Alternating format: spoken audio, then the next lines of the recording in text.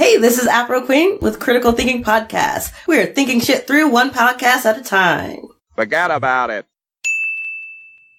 You from the 3 pennies or from the nickel? Yes. I'm in for $100, you know. No.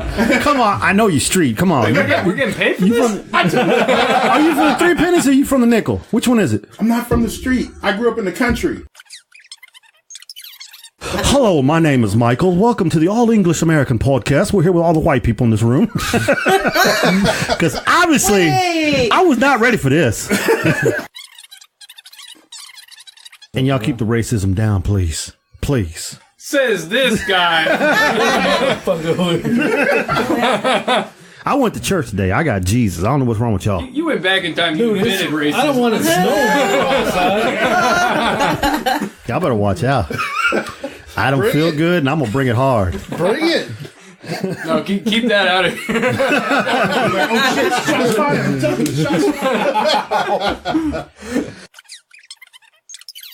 I got accepted to TSU, so let's don't talk shit. I'm sorry. See, I just go so they'll take anybody. Oh, This escalated let me tell you something. I got accepted to play hoops, brah. Woo, what you got there? Where your game? hoops or... Thank you. How old are you? Okay. Yeah, sexual harassment charge. Yeah. So keep your hands to yourself. She a married woman, y'all. I know. I've met her husband before. Actually, I shot him. You did? Gangster. Yeah. What got you into cosplay? Like, really, what was the thing that really triggered it? No, actually... yeah, that's sweet ass. Best line in the podcast. That's going in the front. That's sweet ass.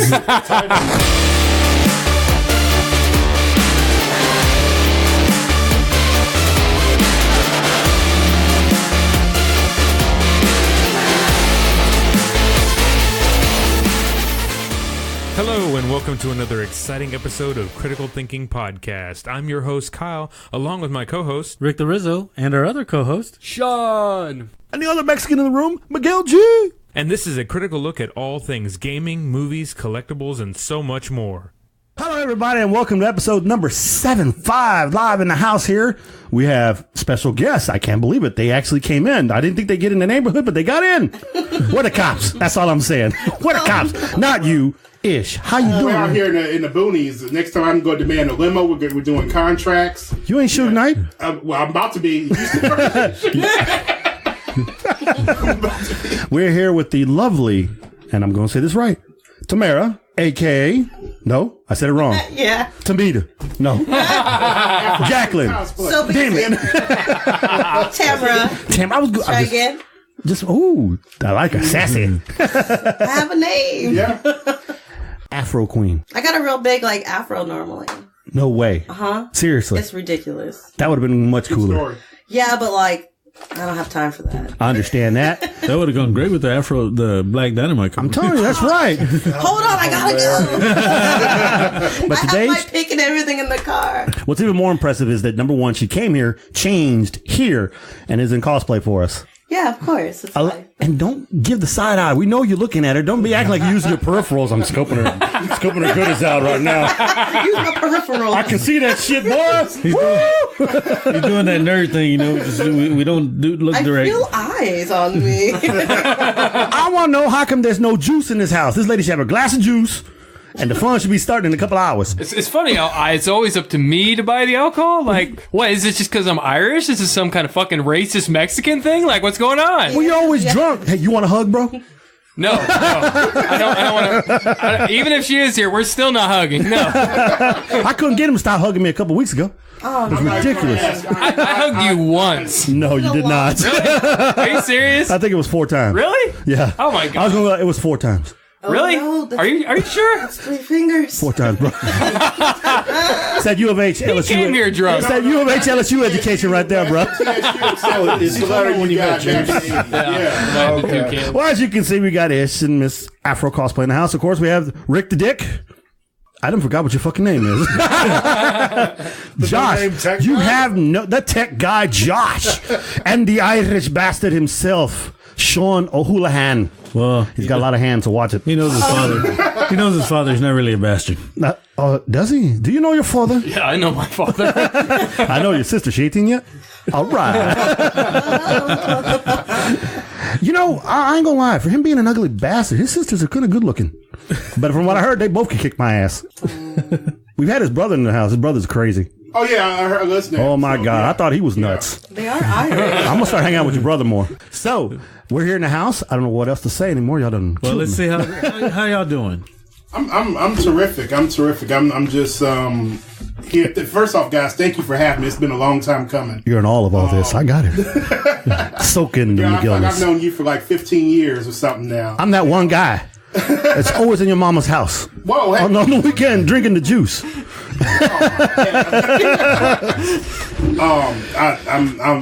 It's awesome to be a fan of the show. See all the conventions, hanging out, goofing around, and to be here live in the studio is truly an honor. So thank you. And actually, thank you for letting me bring a good friend here along with me also. Well, I thought you brought her here for protection because she clearly looks tougher than you. Hey, in Barrimedia, I don't lift a finger. You have other people do that for you. Yeah, I know, because you're always calling people to the office. Yeah. Like, report to my office. Yeah, absolutely. And I started thinking to myself, he spends a lot of time in the bathroom. That's my office. Yeah, because you don't have an office. You have a small ass cube. No, my office is the handicap stall on the 3rd floor. That's my office. You're the one that floods all the time. No, I don't flood it. It's called courtesy flush, brother. Courtesy flush. Well, she's really going like, man, what did I get into? Anything goes. Poop or whatever. It don't matter. Yeah, that's fine. I call that the pooping closet. Just go and leave things in there. No. Wasn't ready. Hanging things up. Not ready. Sorry. I gotta go to the closet real fast. That's all right. If we've been drinking, Rick already been to the closet 4 times. Oh, man. Rick's bladder about this big. And y'all keep score of that stuff. We know, because they got to get up. I mean, he's a big man. He got to walk around people. How do we even get on this topic? I don't know. That's it. Miguel just don't shut up and let people talk. He talked about the office. Yeah, but my office is like office. I call people in it and delegate things, and we go from there, Most of them just BSing, I hear you. I'm just busting your chops. I realize you don't spend that much time in the bathroom. If you do, you'd be blind. But anyway. But you know what? I am glad that you're on the show. I've known you for quite a few years, ever since we split that time up in the queue. But it's all good. We ain't afraid to go back. I know. Y'all don't even know. That's prison for you dumbasses. This is a pool hall. Nice. No, it is great to have you on the show. I'm a fan of your work. Thank you. I know they're fans of your work. I can't get them to stop looking at the damn pictures. It's like, quit favoring them. You can't like them that much. Stop. You can't retweet the damn things. Retweet and like. We need to get those analytics up. I'm trying to figure out how your pictures wind up on our page more often than on your page. Like all the He's cutting and pasting. I think Christina has become official member of Critical Thinking. I don't know. Ask Sean over there. Sean's like, Stalker. I don't even know. I don't even know what he's talking about. Stalker. I'm confused at this point. No, actually, every time I go through my Instagram, I always see your pictures and everything else, and you do great work. Thank you. We'll definitely get into more about your illegal activities later in the show. Everything with Barrimedia is totally legit. Oh, we going. Just ask the man himself, right? Right. Ted Koppel coming in here later tonight. We're going to have the hard-hitting questions. I ain't set up to be on Nightline. All right, Rick, lead us on the way. Otherwise, we'll be sitting here talking all night and not make a damn sense. You know how it goes. well, like I said, this weekend sucks. It's raining. That was your weekend. That was my weekend. Shit. Josh? Making hair shrug. Yeah. Sean, please tell me you did something. Did you get laid? No, but I played a whole lot of Battlefield 4 again. Got really adrenalized. That's why I came here kind of energetic, because I was literally spending all day just drinking monsters and playing all the Battlefield 4. Other than that, did a lot of work on our podcast stuff. Did some work on my own books and things I'm starting to get into. So yeah, very productive. Very productive. So no life. Shut the fuck up, Josh. Dang! Obviously, you beat me anyway. I was sick as this dog. I've been sick since freaking Friday. Went home sick Thursday, actually. Sick Friday pretty bad. I'm lucky I'm here. So I am contagious. So let me lick your hand. I'm just kidding. I'm not contagious. I don't know. Want that? No. Oh, you want this? Great. No, no one knows. My wife is terrible at this crap. She always puts the hex on me. You got the flu. I don't got no damn flu, woman. This was 2 weeks ago. You shaking like you're a crack fiend. You walking around like you 90. And what she said to me, my wife's a smart ass. In case I thought you are 90. Right? So that's your age, right? Nice. I'm your daddy. But so she was busting my balls. Says, I don't got the flu. I'll be okay. So I wound up staying home the next day and I like massive sweat. And the next day I went to work. I was good. So this past Thursday I got really, really sick, and then I went to the doctor eventually because it got bad. I came back in and said, "Hey, they checked my nose. They did a little flu test. They checked my throat. They took my damn blood. They took my damn urine. The only thing they didn't do was scrape my ass. They do the dogs. They scrape the ass, make sure you ain't got worms. I said that was all that was left. $150. Oh, golly. Shit, I know a place I could have did that for $150 and got a reach around. I ain't get a good look here at all, man. Nothing. Good Lord, that's a lot of money. I know. Money I ain't have. So I got some stuff I need to sell you here later. No, that's high-end. I'm good. I got some photos, bro. But I make my own, Set your Patreon, that's all I can suggest, So I can say, healthcare in America is expensive. And I got insurance too. But that was the end of my crappy ass weekend. So we want to know about your weekend. Obviously, it's still going on. Or last weekend, excuse me. What'd you do? Oh, last weekend? Y'all probably don't want to hear this, but went to U of H basketball game. No, I saw the pictures. They're doing pretty good, actually. Thank you. We are. We beat Wichita State a couple weeks ago. I know you played ball. Hey, we're one Coug Nation, man. We're one. You know who says that, right? People that don't ball. I used to ball back in the day. Okay. Oh yeah. Yeah, I'm a little older now. Gray hairs. Nah, I get the weed thing. Trust me. And slept. That's all I did last week. It's the coach, man. It's the coach. I'm gonna be honest with you. The coaches, they got a good coach. I was very happy when they got him. He's done some really good recruiting. He's got some good players. He's bringing in some good JUCOs. Yeah. So he's doing a damn good job. Now you got to hang on to him. Yeah. Now, how about that? Yeah, so you were there for that Wichita victory then, right? Oh yeah. I was in the house for that one. Yeah, we wanted to rush the court, but they wouldn't let us. I was hot. So Dude, with your priors, they'd have got you right away. Oh yeah. No, you know what's funny? Because the buzzer ended and all the security was securing both teams. Mm-hmm. And me and my friends were looking. I was like, y'all gonna go with me down the rush the court? It was like, Ishmael, you crazy? Look at all the security. I was like, they can't take all of us. If we go in there, no, let's go. I'm like, I'm that crazy one at games. I'm for rushing the fields, rushing the courts, you hanging out, taking pictures with everybody. I don't care. You need to hang out with some real tough guys. We'd have rushed the court with you. Okay. Guns blazing and everything. We'd have been in there shooting. No. I know we play in Third Ward, but we're not that Third Ward. You got to represent out there, Yates. Yeah, that's true. Yeah, we right next to Yates. I remember one time I was taking my private school girls out there to play basketball against Yates. Yes, I took my Catholic private school white girl basketball team to play at Yates. Oh, by the way, we won. Respect to the coach. Uh-oh. He ain't dead. I'm right here. It was a hell of a game. We used to play Yates and Booker T. Okay. I let them a lot to toughen them up. Because, private school basketball is a different animal than it is in public school. Oh, yeah, big time. And then a lot of Dallas private schools get a lot of the Dallas public school girls that want to play and get rings. And there's so much talent in Dallas. So that, Dallas private schools get all the talent. And so when you go up there and play them in the playoffs, you get your butt whooped. You get your ass handed to you by 50, 60 points. And that's no lie. Wow. So coach decided that we needed to start playing some tougher players.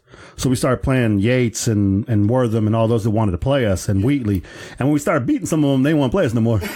So we wound up playing in schools like Scarborough and all that. Well, let's move on out of the sports talk here for a minute. No one likes you, Rick. Shut the hell up. Damn. I had a weekend too. I know I'm getting to you, but see, Rick want to be cutting people off. I'm cutting you off because you're not giving her time. I'm going to give her time. This show is 3 hours. How was yours? So last weekend, I actually went to San Antonio, and I did my first big sale. So we made custom shirts. But it was for a Harry Potter thing, and they had an owl, which is life for me. And so I did that, drove back to Houston, played D&D, and then I prepared for my week at school. Nice. You play D&D? I play D&D. I play tomorrow, actually. I play every Sunday. That is so cool. And then once a month with another group. Freaking awesome. Nice. Any other card games? I play D&D. No. And plus, no. No, I don't have Yu-Gi-Oh. time. We got Yu-Gi-Oh in here, so. Oh, yeah. Yu-Gi-Oh. Magic the Gathering, we call that politics. Very true. I don't play that gay ass sport anyway. We call it politics. I play Yu-Gi-Oh. Yeah, He likes his Yu-Gi-Oh. he likes that wannabe card game. I could say so much right now. I'm gonna let y'all go. Get the fuck out. All right, let's go ahead and move into box office numbers. I guess we just got.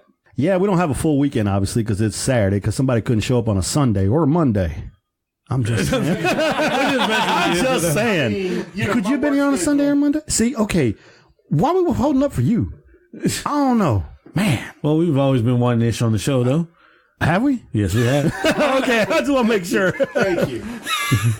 All right. Go ahead, Sean. Let's bring this in there. Brought to you by My BDSM Supply. Movie box office numbers brought to you by My BDSM Supply. This is where Ish gets his stuff that he needs. Whoa. It's not the Best Buy. Remember, use the code Ish needs his balls at My BDSM Supply. Go ahead, Sean, break it down. Just 20% off. Our real sponsor, our real guy who backs the bills, who takes care of us and everything else. Uncanny Comics, ran by Joseph Cano, located on Avenue I in Rosenberg, Texas, where you can get all your comic book needs, pet the dogs that are there, play with the kids, do whatever you want to do, play Yu-Gi-Oh, who knows. And there is no Buy BDSM Supply in the back. I was waiting for that. But we're working on it, don't worry. But anyway, go ahead, Sean. So, going on for Friday's box office numbers, because we don't have this weekends, but we do have Fridays. So, we have at number 1, the Winchester movie. That was the one about the mansion, haunted property and all that Yeah, shit, the right? Winchester gun people, yeah. Yeah. Not Sam and Dean, but... Crazy widow, not the guys that go and hunt all the supernatural things. Nah, this is that shitty movie. Gotcha. And honestly, I heard it was. It looks stupid. I mean, it's Helen Mirren, but she can't even say the shit. It's based on a true story of a house. Were you there? Did you go inside the house? You can go visit it. Have you seen you can go That's some crazy shit. And I'll just, let me segue on that just real quick. I've seen so many things here lately on the internet, and you see people advertise. You can go stay in these crazy ass places. Oh yeah. You know who does that shit? Yeah. White people. Anyway, go ahead. I ain't gonna do that shit. Nah, me neither. No. No, you can't pay me. Deuces. Miguel, they're going to give $1 million to stay in that house. I ain't doing it. $1 million ain't enough for shit. How long? Like 5 minutes or 2 seconds? Overnight. Overnight. Well, hold on, I might Negative. do it for $1 million. Overnight. Andrea, wait. $1 million. Tax free, right? Tax free. That's some gangster shit there, boy. Tax free. Bags. It's gonna walk in Ish. Gonna come out Brian. $1 million Brian. $1 million Brian. Scary house has changed a man. You go. Baptized in Winchester. What's that gag from The Naked Gun, where the guy tells Frank Drebin, prison can change a man. He goes, really? How so? I used to be black. Like, what? But that's what's gonna happen to you, bro. I'm just letting you know. You stay $1 million Isolation too long, richer, yeah. so And you can get touched by a ghost. No angel. What kind of touch are we talking here? that's all I'm thinking. Not the happy kind, bro. Not the happy kind. Clearly okay with any kind of touch. $1 million. $1 million. I was anally touched by a ghost. But I got that $1 million. I can get it sold back up normal. Go ahead, Sean. Okay, so number 2, we have Maze Runner, The Death Cure, which brought in $3 million Friday. See, Rick, I told you that movie was going to be a piece of shit. That's still number 2. That's Friday, though. That's one day. Brought in $3 million in one day. Ain't bad. And it's number 2. And I don't mean shit. I mean, it's number 2 in the box office numbers. Friday, but look who's at number 3. Number 3, Jumanji, Welcome to the Jungle. Also, just a little bit below $3 million. They're still holding up there as being popular daily go-to movie. Watch at the end of the week, they'll be number 1. Just because it's The Rock. What is that Kevin called? Hart. He said Kevin Hart. I like Kevin Hart. I'm just joking with you. Why didn't you mention the white man? Or the white woman? Jack Black and Why didn't you mention? Because they ain't worth a damn. That's why. Nah. Because you racist, that's why. I have been told that once or twice. I I hate everybody equally. By your grandma. Nice. Well, my granddaddy was Klan. That was also from a movie. Go ahead, Sean. So at number 4, we have The Greatest Showman, 2,260,000 on Friday. So still hanging up there, number 4 on Friday. I have to admit, I watched it. It's a very good movie. Yeah, I keep hearing it's good. I'm ready. I bought the soundtrack when I first heard, when it first came out, and I was listening to work, and I was like, oh my God, this is really good. The music is so inspirational, so uplifting. You want to get up and dance, seriously. And I was just like jamming on this whole thing in the whole freaking day, and I was in a great mood. And I told my wife, we need to go see this movie. What'd I go see? Insidious. Oh. You went to see crap. Yeah, I went and saw crap. But I keep on hearing this and then I hear that Zendaya, I've been saying this for the last couple of weeks now, that Zendaya and Zac Efron had like an amazing scene together. Mm-hmm. So, oh, check that out then. Yeah, I heard a lot of great things about it too. It was a masterpiece. Like, I'm not usually a dramas and musical kind of person. I was even kind of biased because Zac Efron, High School Musical, that shit annoyed the hell out of me because nobody would shut up about it. It was everywhere. It was on all the TVs. It was everywhere. It was just like Zac Efron, oh, come on. And then I went and I watched it. I was like, oh my God, he can act. Like, he's actually a good actor. And the whole movie was just like compelling all the way through. Like it was literally like a masterpiece. It was a modern masterpiece. So definitely you got to see it. Which will bring us into number 5 on the box office numbers for Friday. We have Hostels or Hostiles. So we know it's not the places you stay in Europe. It's about 1,600,000. And they cut your shit off. Because we had the confusion about that last time. No, we know these are the movies where they torture the Indians. Ooh la la la. No, not those Indians. The funny is, Hostels was above Greatest Showman, and that tells you how bad the movie is. But I don't know. I heard good and bad things about Hostels. Good and terrible. Good and terrible. All right, Kenny. But the Greatest Showman, coming back on it. I'm not sold, bro. I'm sorry. I'm not gonna see that crap. Which one? Hostels. I was just saying that's how come Greatest Showman bopped up. I ain't gonna see none of that shit. Maybe the Greatest Showman still. I'll go see The Rock again. There's nothing really coming out, man. I'm sorry. It's gonna be like this. Why the hell is my movie at number 8? Nobody went to see it. I need to go see that movie, man. Ice Cube's son in it. Oh, that's the one. Okay. Yeah. Okay. Gerard Butler in it. Yeah, I'm pretty sure. 50 Cent. When that movie was released? It must have came out just recently, right? It's been out for a couple of weeks now. Oh, wow. Oh, 4 weeks, I think. What you got? Maze Runner will probably be up there for a while. Winchester's going to drop probably, but Black Panther's going to take it all in a couple of weeks. I already bought my ticket. I'm ready. You already ready for Black Panther? I'm going to be showing up and I'm just going to look like I just rolled right out of Africa. Right out of Wakanda? Yes. Straight out of Wakanda. You can't say that, bro. What? Can't say Wakanda? Oh, No. wait a minute. What? I don't like the way you stressed it. Why did you stress the K? Yeah, thank you very much. Wakanda. Yeah, well, you gotta be like, oh, Wakanda up in this month. I'm sorry, I'm asking. We stress words. Unnecessary letters. Man, you stress white people too. These motherfuckers going on 3-hour-long shows that I have to edit. These rants and shit, man. I'm telling you. So where are you going to see the Black Panther? We're going to go to the Marquee, and I guess it's Katy off of Katy Freeway. You trying to get shot? It's not a bad place, man. That place ain't that good no more. But we also bought the IMAX theater tickets, so hopefully the level of hood will be decreased. Oh, I gotcha. Yeah, dude, it's not Movie Tavern over in Greenspoint, man. Yeah, a whole lot better. Dude, I go down to 290 in Hollister where they got the Anaconda in the theater, bro. Oh yeah, good. That's when you know you're a man. There's a snake in the theater. A real snake? Tired of these motherfucking snakes in this motherfucking. No, seriously, there was a rumor there's Anaconda in the 290 Tinseltown. Yes, I have no idea. I haven't seen the snake.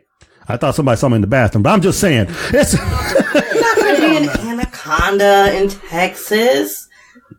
That doesn't make sense. Might be a boa constrictor. Yeah, I have a snake, so I know I know my herps.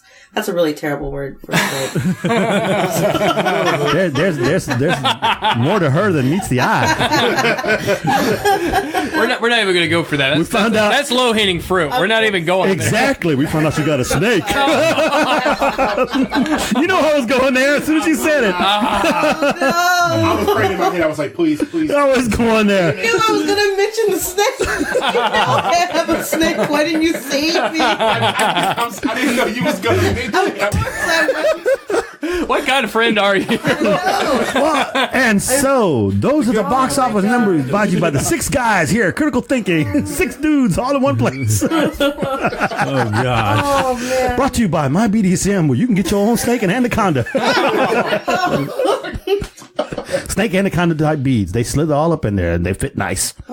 I don't know. I just heard. Oh, all right. Well, I know that was box office number, but I want to mention this because we just got this email in right now. Really? We're going to Trader Talk. Breaking news. Beyond the thong. Yeah.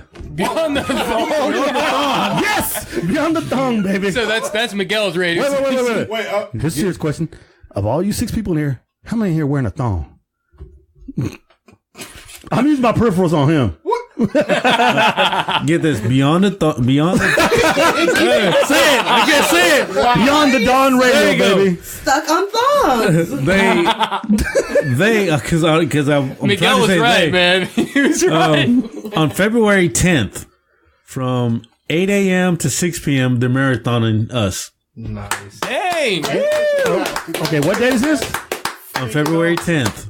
From what to what? From 8 a.m. to 6 p.m. Damn, they gonna play us during the day? Kids better turn off the radios. Which episodes? Listen to this at work. They're marathoning Critical Thinking Podcast on Beyond the Thong. You'll need to. Thong. You need to change this episode to Anaconda, so they know which one this is. Actually, Rick there just gave me a good idea. What lies beyond the thong? We're all gonna do. You're gonna do a thong show? No. I got mine on. Okay, you know. God.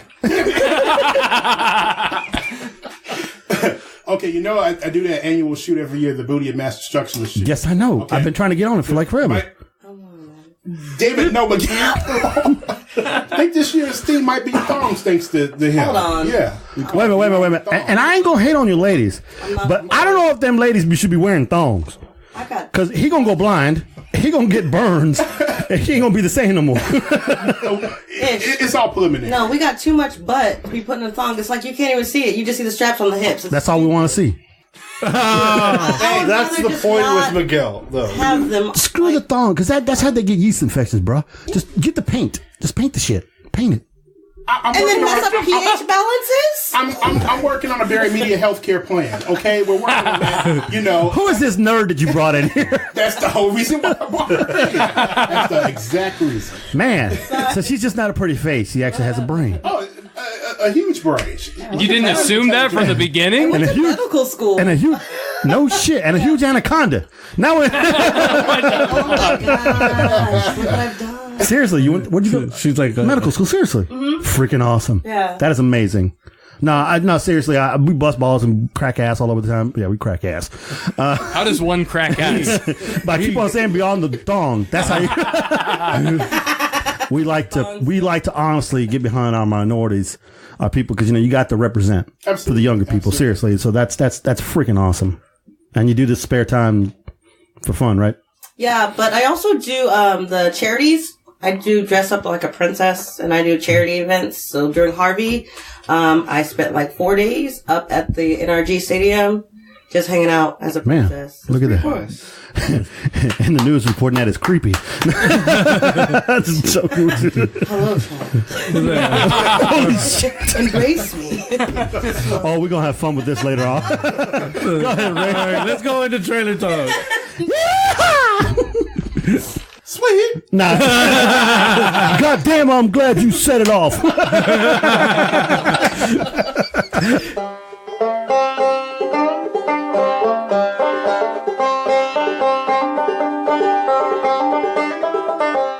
All right, the first trailer we saw was Antman and the Wasp that's coming out in July. What did y'all think of the trailer? Yeah, we'll let you go first. Oh, really? Yeah. I didn't like it too much because I'm Team DC, so I won't be seeing it. Okay, but Really? You want to drop the money? Take that one from here. It was everything I wanted it to be and more. I'm really looking forward to it. I wasn't expecting to see, I guess like the flashback, you know what I mean? But I welcome it. And I'm going to try to make all the things because of it. But no, I'm really excited to see Wasp on the big screen. So it's been a long time coming. Nice. Seriously, you're not going to drop any money for the Marvel people? Yes, you will. Let's go together. No, you paying, right? That boy shady. Once you point that ring, then He paying, so you better ask Ken. He's got it. What'd you think, Sean? I'm actually really excited by the trailer. Like, I loved the first movie, but like the marketing didn't really get me hyped. And then I actually saw the movie and I was like, whoa, that was actually like really good. But this one, like the marketing is like there. So I'm almost worried that it's too hyped. Like it's too awesome. The trailer's so good that it's like the movie's got to match the expectation. Cause the entire thing was just like an intense thrill ride the whole time, put in like what, a minute and a half or 2 minutes. So I'm pumped by the trailer, hoping I haven't been too hyped by that. Yeah, he's our brain. Can you tell? Yeah. The way he I don't talks. think it's just going to be all fluff. I think it's going to be great. I think it really will. Yeah. I'm really ready for the comedy of it, you know? I want a good laugh. That was going to be my point right there. As you guys remember, the first one had a lot of comic book aspect. It was a lot different than any other Marvel movie they put out. Yeah. It was not on the scale of, Iron Man or Thor or all that crazy crap, but it had that funny feeling, and it did have a little seriousness here, even though when the serious part was still being goofy.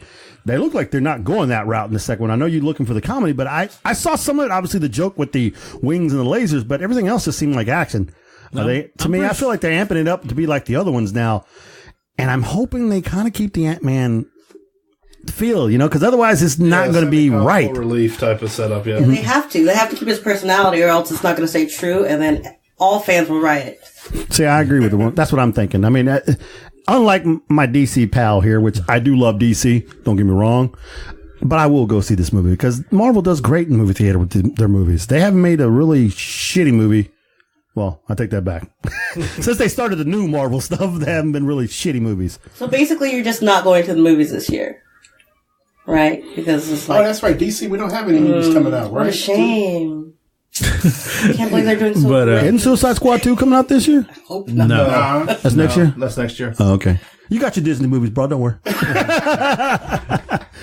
So what you think, Rick? You in? I'm in for it. You got Lawrence Fishburne, his character in this movie. He's actually another comic book character. He's Gargantuan Man or whatever. Nice. He's the one that kind of figured out Hank Pym's formula, and he's that character now. And they're also bringing in Michelle Pfeiffer. She is going to be his wife. His wife.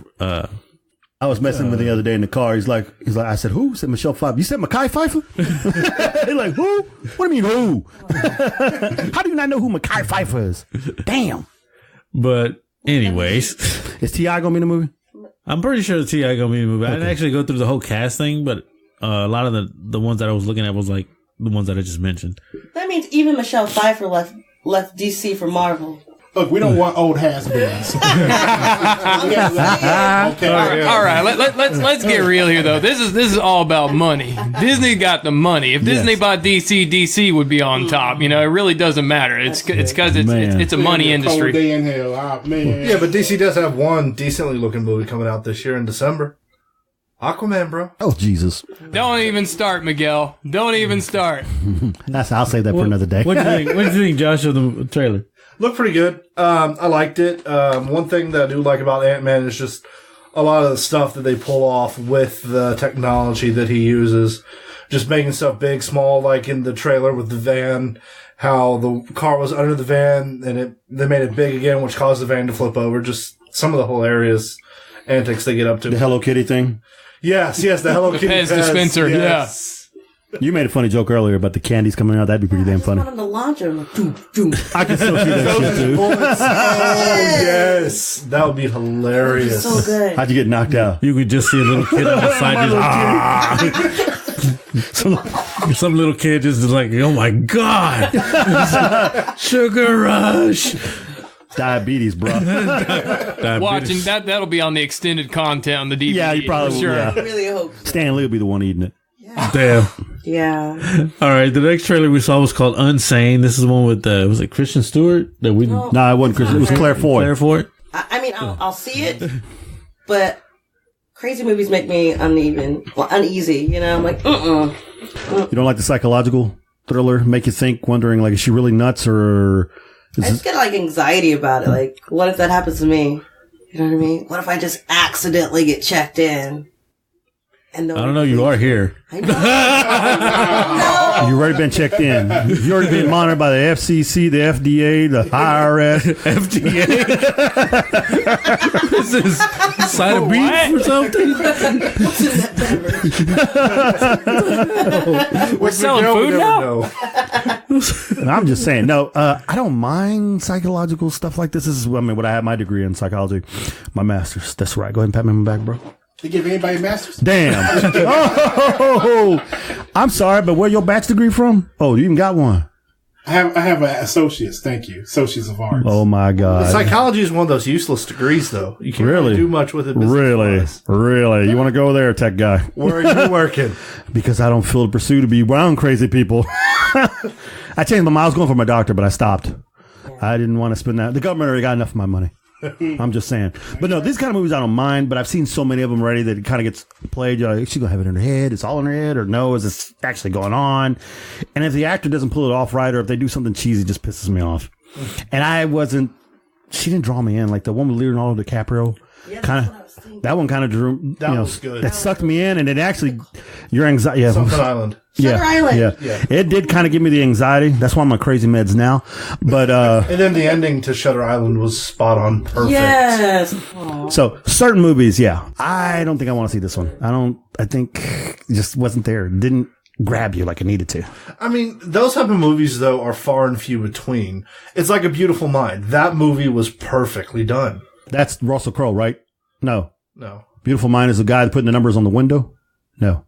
Jason Bourne guy. Matt No, Shawshank guy. Tim Robbins? Yeah. No, Beautiful Mind was with Russell Crowe. Russell Crowe. That was on that this was weekend. Crowe? I know. Yeah. Nice job there, bro. You don't have a beautiful mind. I just don't pay attention to actor names. Nice. Hey, look, it was Denzel. Dude, he's not black. He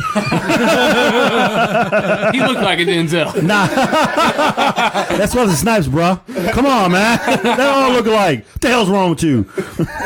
By the way, Wesley Snipes is the baddest black man on the planet. Just to let y'all know. Yet he hasn't been in any movies recently. That's the government, man. It's the government. He owing him money. So, since he doesn't know his actors, what do you think, Rick? This one, I'm like y'all. I'm just like, I don't know if she's crazy. She's not crazy. I'm, me and horror. I know she didn't get naked fast enough for you. I got you. That had nothing to do with it at all. Crazy women and titties just go together. If they ain't no titties in the movie, they know worth not seeing it. I got you, Rick. So that's what you're into. I thought it was the zombie BBW granny porn. I didn't know there was crazy women. Okay, isn't that unethical? That was clearly Larry's issue, not mine. Or was that Kevin's issue? Who the hell was it? that was Larry, dude. No, thank you. You come on. You remember that one scene in Nell with Jodie Foster? No, I haven't seen that one. It's an old ass movie, but she was also touched in the head because they killed her sister or whatever in this movie. Touched in the head. Yeah, well, she was crazy. I'm just trying to say it politically He's trying correct. to say it nicely. She's wackadoodle. She was a psychopath. I really like the term touched in the head. Right? I like it so much. Anyway, so she was like, the little boys came out there teasing her, and they were picking up the shirt, and they were going like, titties. And then so she picks up the shirt and goes, look, titties. Because she was ignorant. Wow. It's a pretty messed up movie. But yeah, you find out. What movie is Nell! It's Nell. It's called Nell. It's really kind of, NEIL, right? you know what? It's N-E-L-L. NEL, something like that. It's really, she did actually a really good job in the movie, surprising. But it was like, so that's the first time you can see Jodie Foster's, whatever you want to call him. Is this that one Trey? It's like, that's not her first time. She's had other movies that done it. Thank you, Mr. Skin. I wanted to play that out. Sorry, Rick. Yeah, it is. Remember where she's like she's like Trey in the wind. Yeah, she's like she's like dee. That's okay because he's into that. So No, I'm not. He did go for the psych degree after all. you got a point. I went for the degree to find out what was wrong with me, and then I realized there was too much damn wrong with me, so I stopped. I knew something was wrong with me from the get go. That's why I didn't go for it. I wanted in-depth knowledge to be able to heal myself from the inside, That rather than works. going and finding the enlightened path. No, that's acceptance, bro. Just accept it. Accept it. You're fucked up.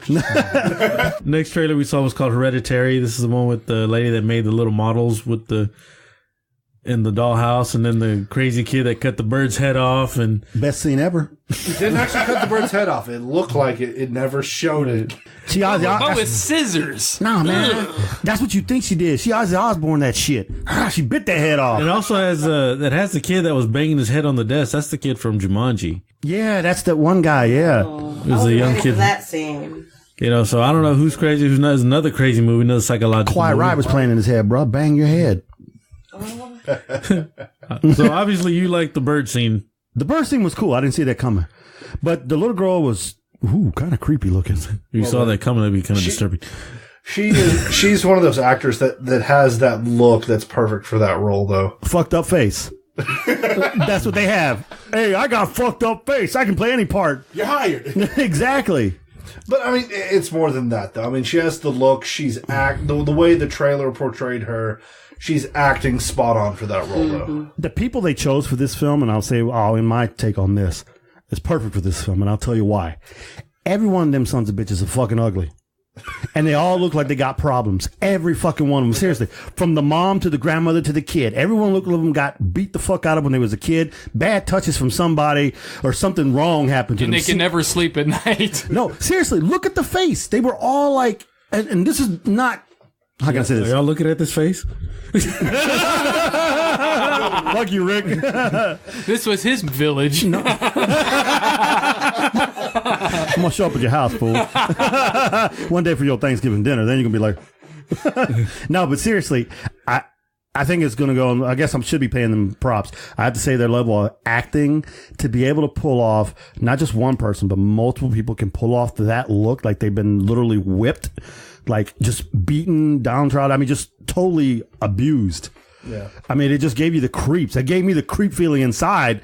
And so when the little girl cut the freaking bird head, I was like, oh, shit, that's fucked up. The only problem with these type of roles, though, is they kind of tend to get typecasted. Mm-hmm. Like the lady that plays the grandmother, she's been in at least 2 or 3 other movies that I can think where she plays that type of character. Well, she 85 years old. She can't do nothing else. She can't be no stripper Moulin Rouge. Come on, what the fuck? What do you expect? She just needs to get on the zombie pain. You'll be all over. You're not going to let that shit go, are you? That was good. Oh, man. You took my words out of my mouth. I was about to say same shit. Oh, y'all going to start some shit. You already started the war, man. We're just finishing it. Y'all never finish. But anyway, continue on, please. So what did y'all think of it anyways? I don't know. That's one I'm going to go see. I'm intrigued by that one. Because you got issues, bro. I really like the ending. I want to see a bird's head get cut off. I want to see or whatever she's. Let's step outside, bro. I'll take care of that for you right now. Nah. While it's alive, too. We're not doing. I'll wait for the movie. Okay, unless you're making chicken. Yeah. And we're gonna see Oh, God. chicken running around. You're Mexican. Damn. Yep. All right, Ron Simmons. All right. So you guys are definitely going to go see it, huh? Oh yeah. All right. He won't go see a Marvel movie, but he's going to see some fucked up shit in the theater. I got him. Okay. We know where you stand. All right. The next trailer we saw was Dear Dictator. This is one with Michael Caine as a dictator and the little girl that was writing a letter to him. That's where you can get him for stressing dick so much every time he says it. Well, the guy in the movie did. Like at the beginning, he was like, but he's a dictator. Like he said like that. You would catch the dick, wouldn't you? Oh! Let's just not go there, Miguel. We already have some footage that we're not going to be releasing. You know, you don't want to put any pressure on Oh me. wow. You bring it, son. Outtakes episode. Outtakes episode. Just remember. Yeah, okay, first of all, fuck all y'all. Michael Caine is freaking hilarious. Okay, Michael Caine is actually a really good actor. He can pull some shit off. Do I want to see this stupid ass movie? Yeah, no. No. What? I'm not into. I'm not. Are you kidding me? I'm not going to see this movie. I don't want to see some Michael Caine, dude. being a dictator. No, I'm not there. I don't for give it a shit if it's by Che Guevara, fucking Fidel Castro, goddamn Saddam Hussein, Barrimedia. I don't give a damn which dictator we talking about. I ain't gonna see it because I don't need to see some little punk ass girl. I'm gonna write to this dictator. Oh, I'm brooding. No, no. It wasn't the writing part that you actually. I don't give a watching shit. it for. You're watching what he gets over there and the shenanigans that he's going to be doing there. It's like it's played. I see some Home Alone stuff going on. That's what I see. Exactly. They're following the same goddamn pattern of all these other fucking movies. We're just going to call him a dick and just do it this way. Think about it. That's because it's work. Yes, Hollywood ain't got no fucking imagination no more. because it's Miguel in the movie. Yeah. Sorry, what were you saying? Because it's not Miguel in the movie. That should be a blockbuster. I'd be naked in the first 2 seconds of that movie. Whoa. 50 Shades of Brown. And that's from the backside, bro. Oh, so you're saying that money back there. Project. We have Sade singing in the background for me, bro. hey, he's a psychiatrist. He can give ordinary. I go and I touch myself. No. You need to go diagnose yourself. Hey, my wife is in here. I can get away with what I want to. The boss is not here. Come on, Rick. What you got? The next one we saw was Wait a minute. Hang on. I'll take that back. You going to see it, Sean? Are you going to see it, Sean? Yeah. Josh, are you going to see it? Fuck all Yeah, you I'll white go guys see looking it. like ish. Oh, yeah, I'll go see it. Yeah. Really? Hell yeah. I love a good comedy. And Michael Caine and, hey, like I said before the show, it's going to inspire me to write a letter to Suge Knight. Okay. No, I might not see this. All right. See, the intelligent people are not going to go see this shitty movie. All right. What you say, Rick? I'm probably going to go check it out. See, my point exactly. We're more intelligent than never mind. Mm-hmm. The next one we saw was Dundee. This is the one with what's his goddamn name? Oh, Jesus Christ. No, it's not him. It's not Danny Jesus, McBride. all right? Yeah, Danny McBride. Danny McBride. Danny fucking McBride. You know, from freaking This Is the End, where he cooks all the fucking bacon and shit. That was awesome. And he humps fucking Channing Tatum. That's his best role ever, and that's the only thing he's ever good in. Everything else, he sucks ass. I don't like that guy. Yeah. I mean, I'm not really a big fan of this, but he got every Australian actor in this movie, though. That's one of the main reasons just to go see it. That's the only reason they made this movie, was clearly for all the Australian big names, the actors and actresses, and that's going to be the biggest attraction. I mean, that's what it's all about. This is like what Expendables was for the B-movie Yeah, but they action can't carry heroes. this shit. Who wrote this fucking script? Him? Probably he did. Well, that's enough. I don't care. I'm going. Take my money now. Nice. Shut the fuck up, Miguel. You've been downvoted. You know this movie's going to have nothing but stupid, sarcastic, crude, nasty jokes the whole way. Just like a critical thinking podcast Hugh show. Jackman. one name, one word alone. Look like The he's prime Hemsworth minister. brothers. Yeah. I said Probably he's prime minister. That'd be cool to see him in that. Rick, are you going to go see this movie? Probably not. Why not? I don't like Danny McBride that much. Thank you very much. It only depends on what he's in. I mean, My brother. his... Damn, you want to give me the bump He's questioning where your hand has been. in my ass. That's why It all he's sick depends. right now. It all depends, because sometimes Danny McBride can be a good, serious actor. Don't get me wrong; he has done some serious roles, and he does it well. His comedy bits are a bit. I don't get me wrong. I like dry comedies, but He's just not funny. They're too dry, and then too over the top. Ooh, why you gotta be that way? What, too British? This is not freaking what the hell is John Cleese and those dumbasses over there. I was so poor I grew up on the road. Hey, we have UK that listen to us now, so we better not be equating them to their colonies. You know, there might be What's some that problems here. fucking idiots, We're gonna Monty start World War Flying III Circus over here. piece of shit. Nah, I agree with Rick. Danny McBride's not really that. He's hit or miss. He's another Will Ferrell dude. He's either going to be on or he's going to be off. And I don't think Hugh Jackman, Thor, and the other guys can save this film. And it'll have its gags, but if Paul Hogan was in it, I'd probably be in it all the way. But I love the old Crocodile Dundees. They were a different feel. They were comedy, but they were adventurous, and there was heroic stuff. There was a story. It was a really good movie. This is going to be a goofy satire, goofy comedy, just crazy shit. Oh, I pooped myself. Oh, and a spider bit me in the ass, or some stupid shit like that. And it's not going to have that Crocodile Dundee feeling, and I think it's going to be a travesty. And So it's going to be like a mockery of it. Ghostbusters reboot. Yeah. Yikes, man! I don't think it'll be that bad. Okay, the only way this would be worse if it was all women. You know, one thing I want to say right here, we got one more. I was bragging So on, what, it's on like- Hollywood having no ideas, and we can't do anything else, so let's change every male to a woman now. Yeah, and reboot. No. Okay, first of all, again, not really knowing the Ghostbusters people. There's one funny person out of all four of those people. And she didn't get enough play in the movie. I'll agree. Yeah. Fat woman is not it. I'm sorry. She is not funny. She's funny once in a blue moon. And you know who I'm talking about, right? I can't think of her fat ass name. McCarthy? Yeah. I don't find her that funny. I think Leslie, whatchamacallit, man, Saturday Night Live chick is funnier. Oh yeah, But I don't think she was used well enough. She came off as just being boisterous, and it was a waste. It's kind of like when they did that one show with, good example. It's cult classic now. It's funny because of the lines, but if you really go back and really honestly, as a movie person, go back and look at it, they could have done so much more. When they took the Three Amigos guys, when they took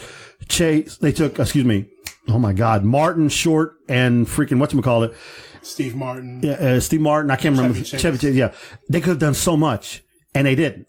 They relied on these other jokes, which are funny now, and it's classic now. Yeah.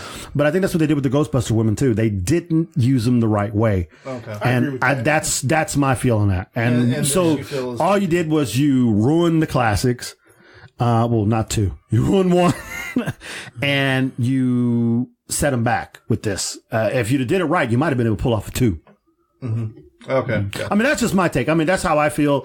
I'm old school. I like old school stuff. I mean, I don't know. I wasn't upset that they switched to the women's cast. It was just bad writing. Yeah, on that movie. It was just bad writing. They were going for a different crowd with that movie, and it was not. I'm surprised it wasn't a send-off, because to me, you would have had I know one Ghostbuster passed away, but you would have had the living Ghostbusters kind of pass the torch. Maybe the ladies buy out the business, or the guys retire. Or they're the daughters. They're their daughters or something. That would have been cool. See, Leslie's Winston. Yeah, it was like Winston's niece. See, that would have been cool. See, if they would have went that whole story, that would have been cool. And even if they would have played off to the one that did pass away, it would have been interesting. But sometimes we said this once before, we think they outthink themselves.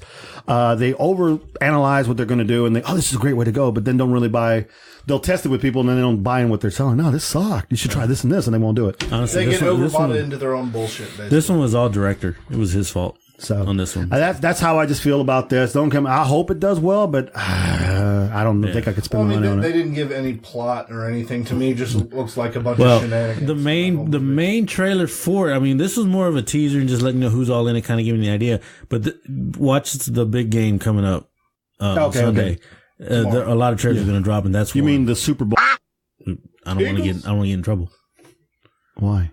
You know that the only certain people can say that. What? The Super Bowl. Yeah. Are you freaking serious? Yeah. Fuck the Super Bowl. You got $1 million to pay for that? I got the Super Balls. Fuck the Super Bowl. Wait, so that's a legit thing? Yeah. Really? If you notice that every radio station, everybody, they'll just say the big game. No fucking way. They won't say. Dude, our show ain't coming out till Thursday. The big game is going to be fucking over by then. And it's rigged anyway. Did you not see the footage? Tom Brady, like the clock. Oh, I'll go on that if you want. We're going political now? If the NFL is listening, Barrimedia does not. Yeah, we're going to play Magic right now. We're going to stop. I'm going to go get my deck. Your what? Her deck. Oh, okay. Hey, she just winked at me. Whoa. All right. Well, let's move on real quick. The last trailer we saw, I'm going to call Miguel's wife so she'll know about this one. What the hell? Oh, no, that's called the Seven Guardians of the Tomb. This is that one where it's, I guess, an excavation. They went and they fell into another tomb, and it was protected by Miguel's favorite phobia, spiders. The spiders. The spiders. Nice touch.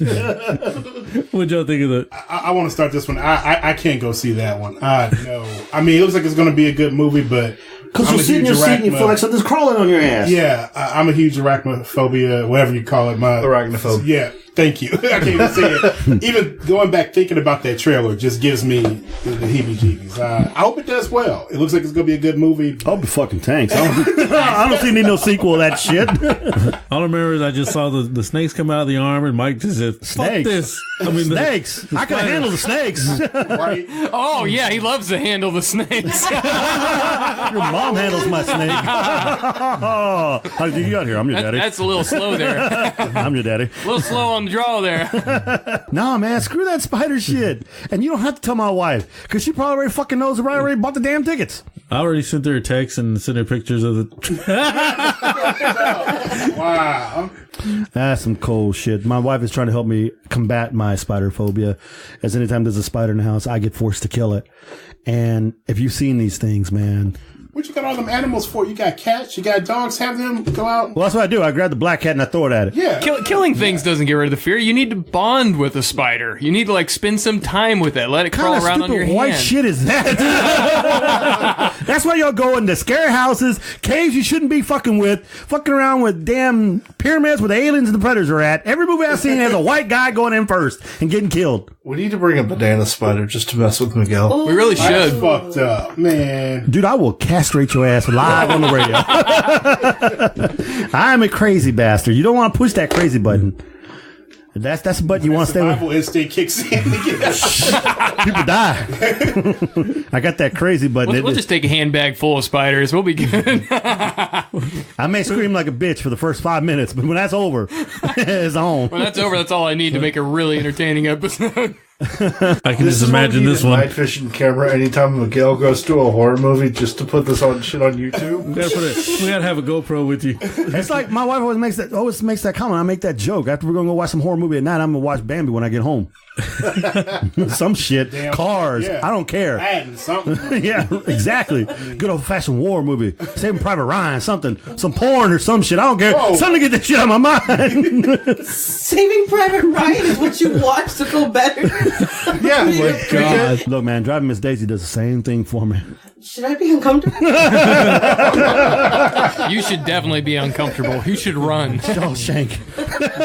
see, this is why I normally sit between Miguel and everybody else. Life. I was like, all right, we know Miguel's not gonna watch the movie. Harlem Nights. It's just not gonna watch this movie. I'm out. Sean.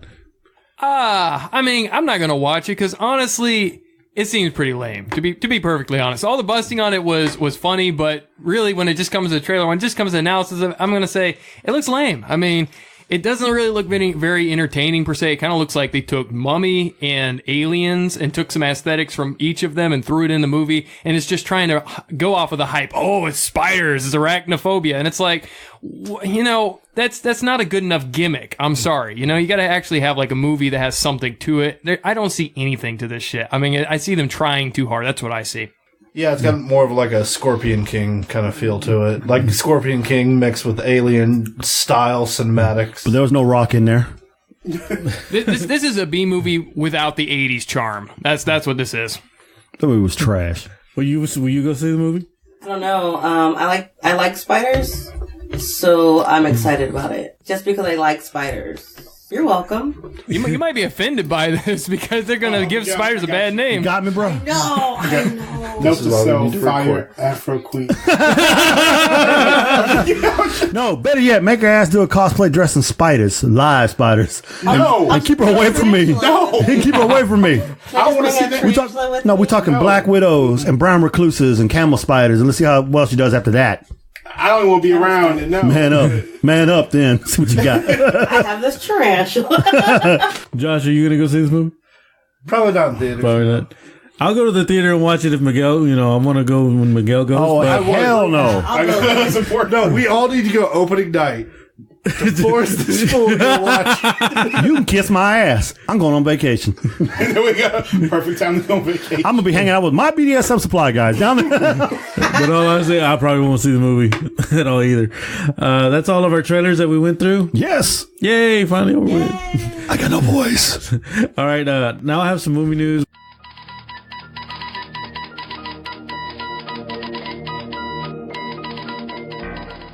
Hey, real quick, let me throw this rumor out there.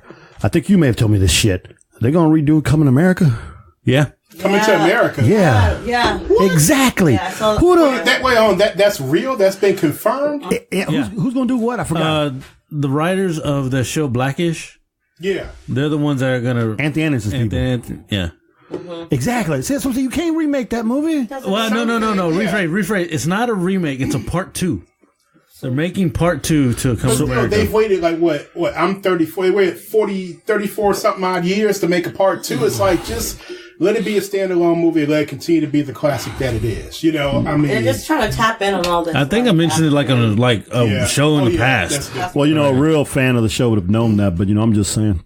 Yes. But it's also, did you drop that bomb? Tell me they're going to try to remake Harlem Nights as well? No, I heard that recently. That pissed me off. Man, I hope that's, I didn't hear that one at all. It's like what I've heard already. This is news that I have, and y'all can throw in those 2 cents if you want after I mention it.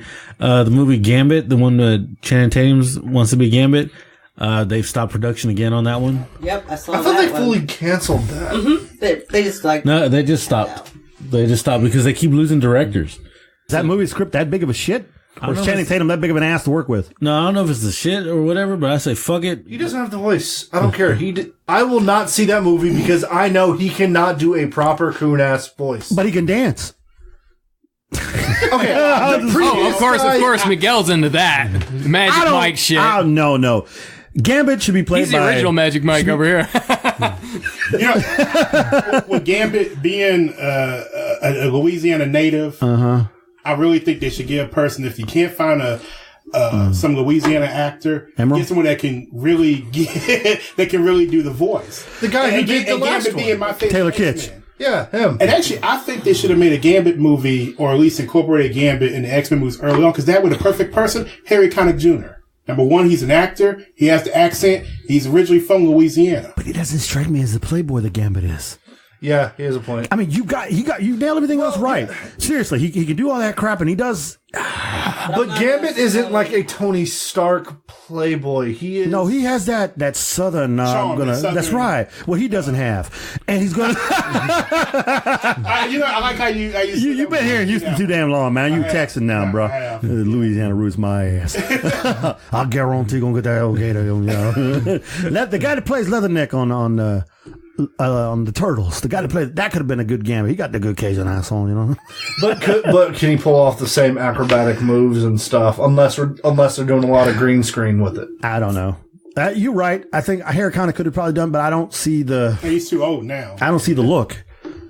I like Taylor Kitsch. I would have gone with that. I think he did pretty good for what he was doing. His accent might need a little bit of work. A little bit, but he has the moves. He has. But again, he has the presence. Yeah, but since then his game has improved. So I mean, I've seen some of his movies since then. So you never know. We're ranting on a dead movie. You realize this? This is like kicking a dead horse or something. Like hey, no kicking the horses.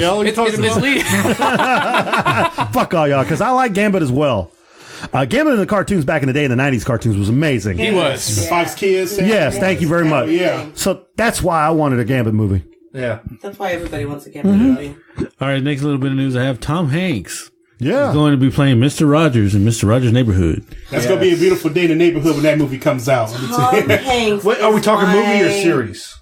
Like, that's my man. I try to tweet him like at least once a month. Is that what you say at night, Tom Hanks? Yeah. Like I have been in love with Tom Hanks since I was like, I don't know, like 10. Big. Back when he was bosom buddies. Oh my God. Everything. No, hey, Greatest actors of this day. no bullshitting around. Tom Hanks. I used to make the joke that the Oscar should be changed to the Hanks. The what? The Oscar, instead of being called the Oscar, it should have been called the Hanks. I've made that joke multiple times. Yeah, but he's been in so many phenomenal movies. And the shitty movies like The Post. I got you. I feel you. Saving Private Ryan. Dude. The new porn coming out, Saving Ryan's Privates. But no, I'm sorry to cut you off. As long as we go to the land of make-believe, I'm down, bro. I'm down. I just want to. Now we get to see meow, meow, meow, kitty, meow, meow, kitty. I'm going to lose my shit. Gosh, I'm going to cry. You know, we could get on some really nerdy stuff. Sing Sing the beautiful old neighborhood song. I don't know that song. I'm not a freaking stalker. A beautiful day in the neighborhood, right? Won't you be mine? I just walked and take. He knows what it is. He knows. Fuck you, man. Electric Company was my shit. 3, 2, 1, contact. Man, Yeah. don't be ashamed. You know But it. is the word We all the watched or Mr. Rogers this? growing up, man. That's a lot of people remember "the" as part of the song, but it's not. If you look up any lyrics of it now, it says "this neighborhood." It's very specific. Wow. Yeah, because y'all ain't in his neighborhood. That's why Mr. Rogers said, "Get the fuck out." Dude, like I said, Meow Meow Kitty shows up on the screen. I'm hooked. It's done. Mr. Rogers is shit. I'm gonna do something with it because you know he has that show right now. I don't know. I mean, it was just mentioned that Tom Hanks was going to be Mr. Rogers. Yep. That's about it. I don't know. I'm a big fan of his son too. I've seen him in his other shows, but I liked his appearance in Jumanji at the end. You haven't seen it yet.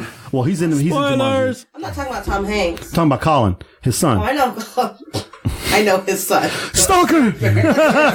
She knows him personally. Now the only thing She talks to him about Tom all the time. I tried. the only thing about Dad.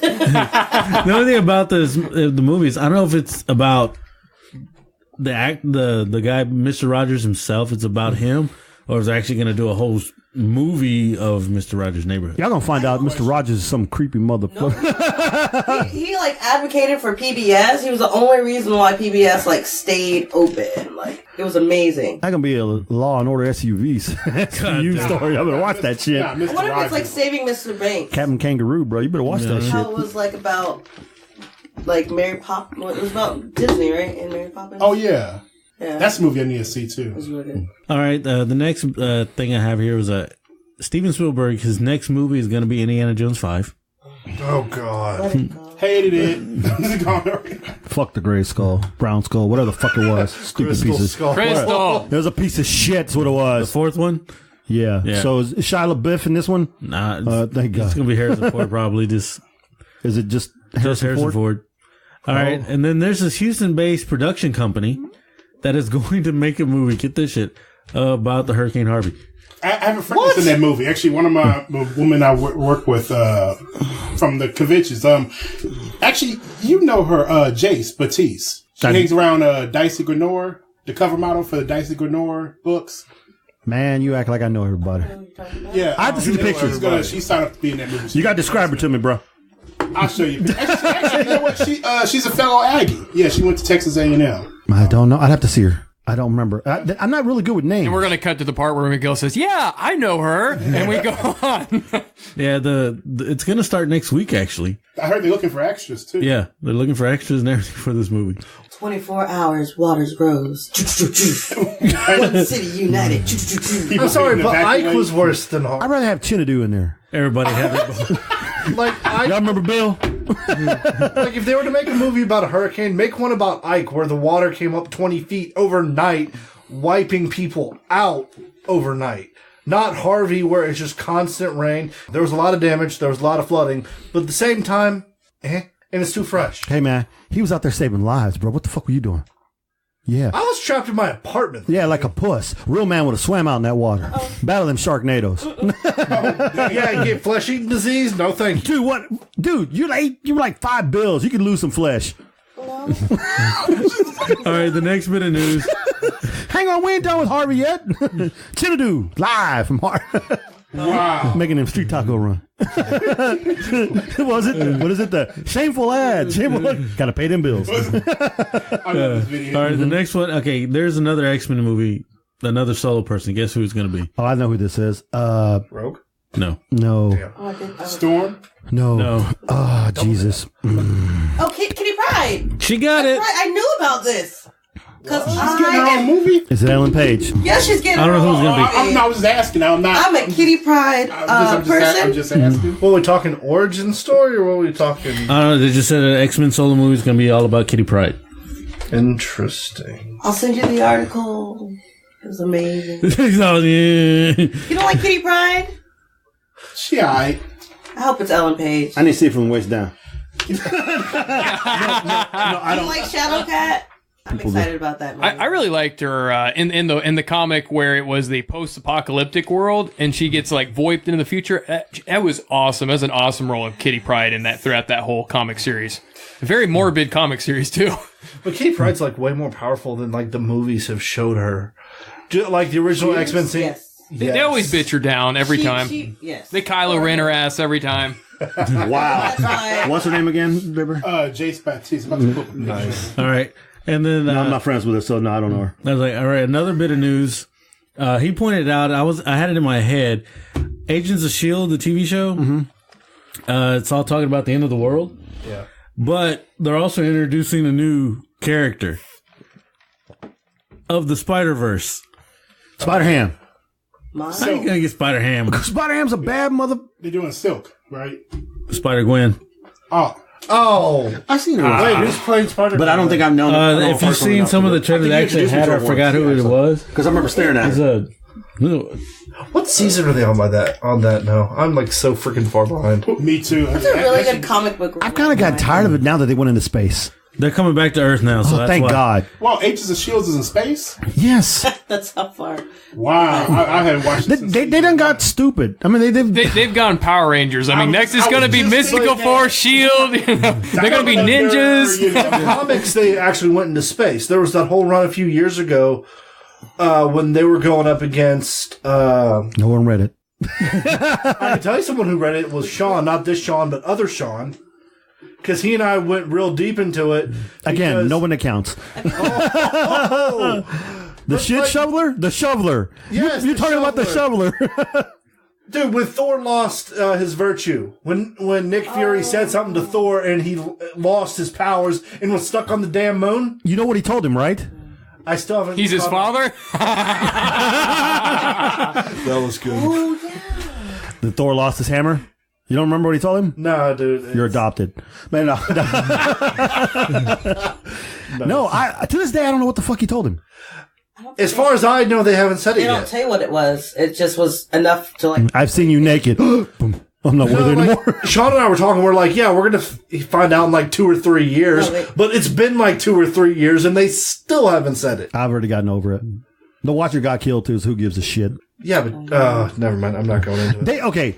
Before we go on that long, they've gone too goddamn far with it. They've gotten ridiculous. Everybody has this comic entity. There's an eternity. There's a whatever. We've got more power. Blah, blah, blah, blah. It's always somebody read the bigger. Comics, yes. So you know how utterly insane this gets. I'm with him. Fuck him. Batman kicks everybody's ass. It's over. Thanks. This is what I'm talking about. Bat God, baby. Riding that chair.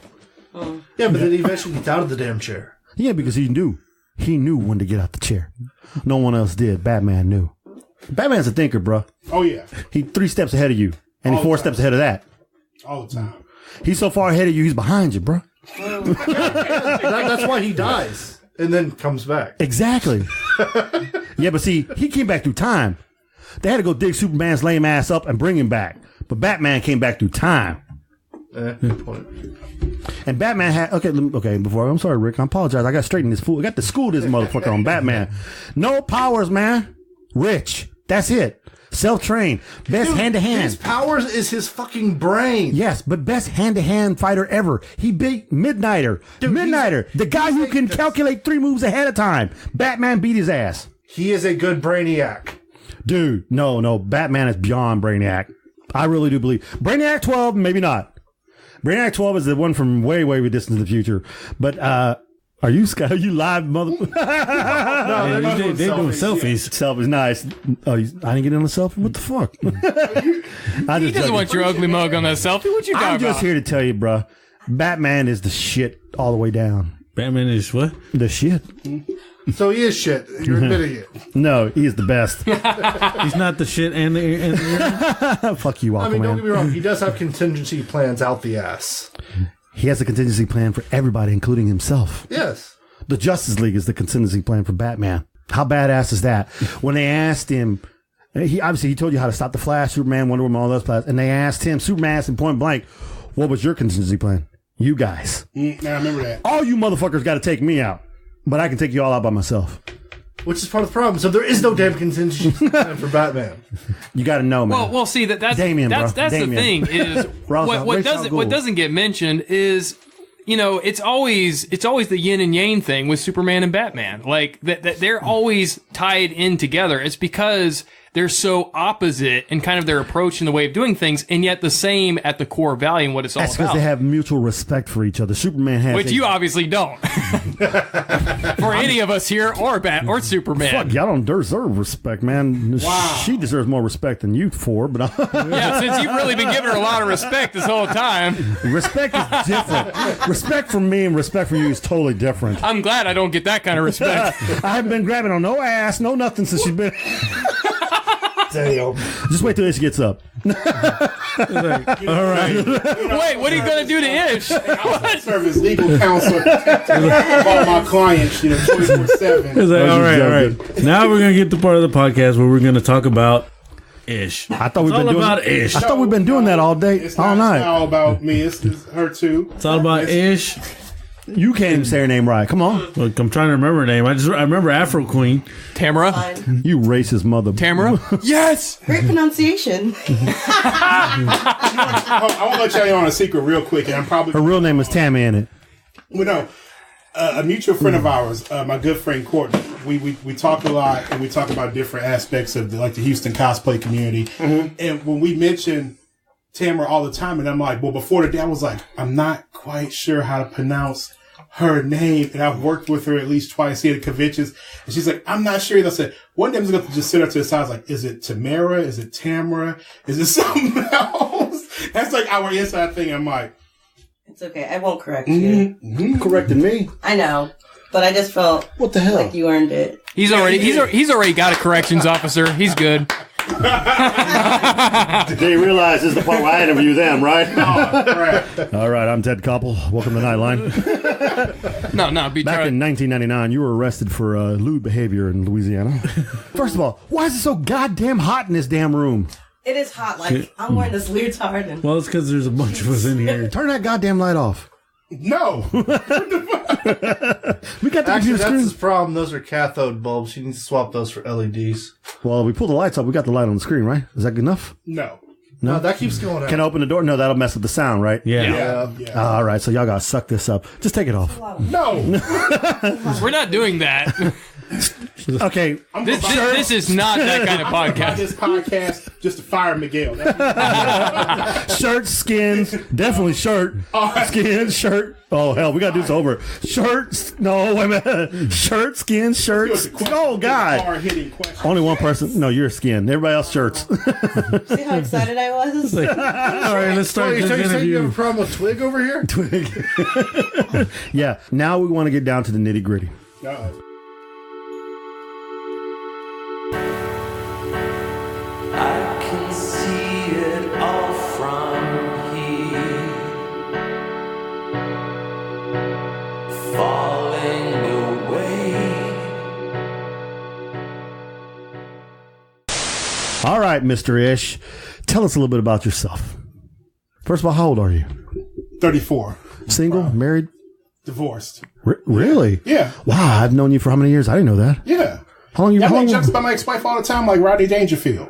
I made jokes? No, I make jokes about her all the time. No, really, I didn't know you were married. Any kids? No, thank God, no. No. Shooting blanks, huh?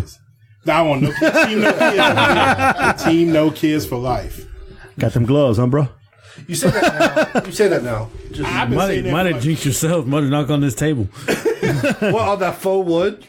Yes. On that plastic? Here's one. All right, that's enough with this stupid shit. I'm interviewing the man here. The man with the plan. So, married before, no children, and you currently have another job, which we're not going to bring up. Yeah. But you started Barrimedia Inc., which your dream to be Suge Knight. Yeah, I want to do the photography what Suge Knight did to the music industry. So you're going to beat up your models. No. I'm going to revolutionize everything. He's a bad example. You gonna give him gang- Gordon Berry. You're going to give them gangster names? They already got their names. AfroQueen Cosplay, and you got Magical Me Cosplay out there. They already got their names. Huh? One less thing for me to worry about. What started you in photography, honestly? Who, honest to God, Easier way to get selfies? no, actually, my ex-wife did. Really? Seriously. No, real talk. I used to go to like conventions all around the country, like the sports stuff. And my ex-wife was looking through some pictures I had and just with like a regular pocket digital camera. And she was like, you're very good at taking pictures. And I'm like, yeah, I'm okay. You know, I didn't think nothing of it. So that same year for my birthday, she got me my first digital camera, and she went to Half Price Books and got me a whole bunch of books on photography. And she's like, no, you're really good. You need to turn this into something. And even after with all the gifts, I was still hesitant. And then she was like, no, you're good with technology. You need to build a website, develop prices and all that. And, you know, even though we hate each other now, but that's the one good thing I could admit that she did. She pushed me, and I hate to say it, but I don't believe in lying. If it wasn't for her, it probably wouldn't be a Barrimedia, because I never thought about doing it professionally and turn it into something, you know. That's impressive. And by the way, your pictures are very good. Thank you. And I'm not saying that because usually they're scantily clad women, but not just I'm just joking you there. No, it's very tasteful. First of all, I mean, you do a great job. You're not treating them like they're porn stars, or you're not out there subjugating women. I'm not even know if I use the right words here. Subjugating. Thank you, appreciate it. I can't talk right now. There's a lot of bad jokes you, that we're not going. Not the word I was looking for then. Okay, woo! Fuck you, I've been sick. Objectifying. Okay? Thank you. Objectifying. I like the other word better. Sound more harsh. You keep your Middle Eastern fantasies out of this. Just stay away from it. Hanging around with you fucks is a bad Mexican idea. terrorists right over here, guys. The last one was a white guy from Boston. You guys need to start talking and ask Hey, questions he's too. Bostonian, right? It's about him, not about me. Thank you. So how long you been doing it, Ish? Gosh, since He was 12, bro. Ever since he could get that shit up. Only Miguel would mess up the interview. damn, I'm lost track. I think I started in 2008 is when I went to go get my DBA and start the website. And So 10 years. yeah. Really? Oh, damn, this year is my 10th year. Holy cow. Okay. No, got an anniversary. Yeah. Price is going up. I'm joking. Barrimedia,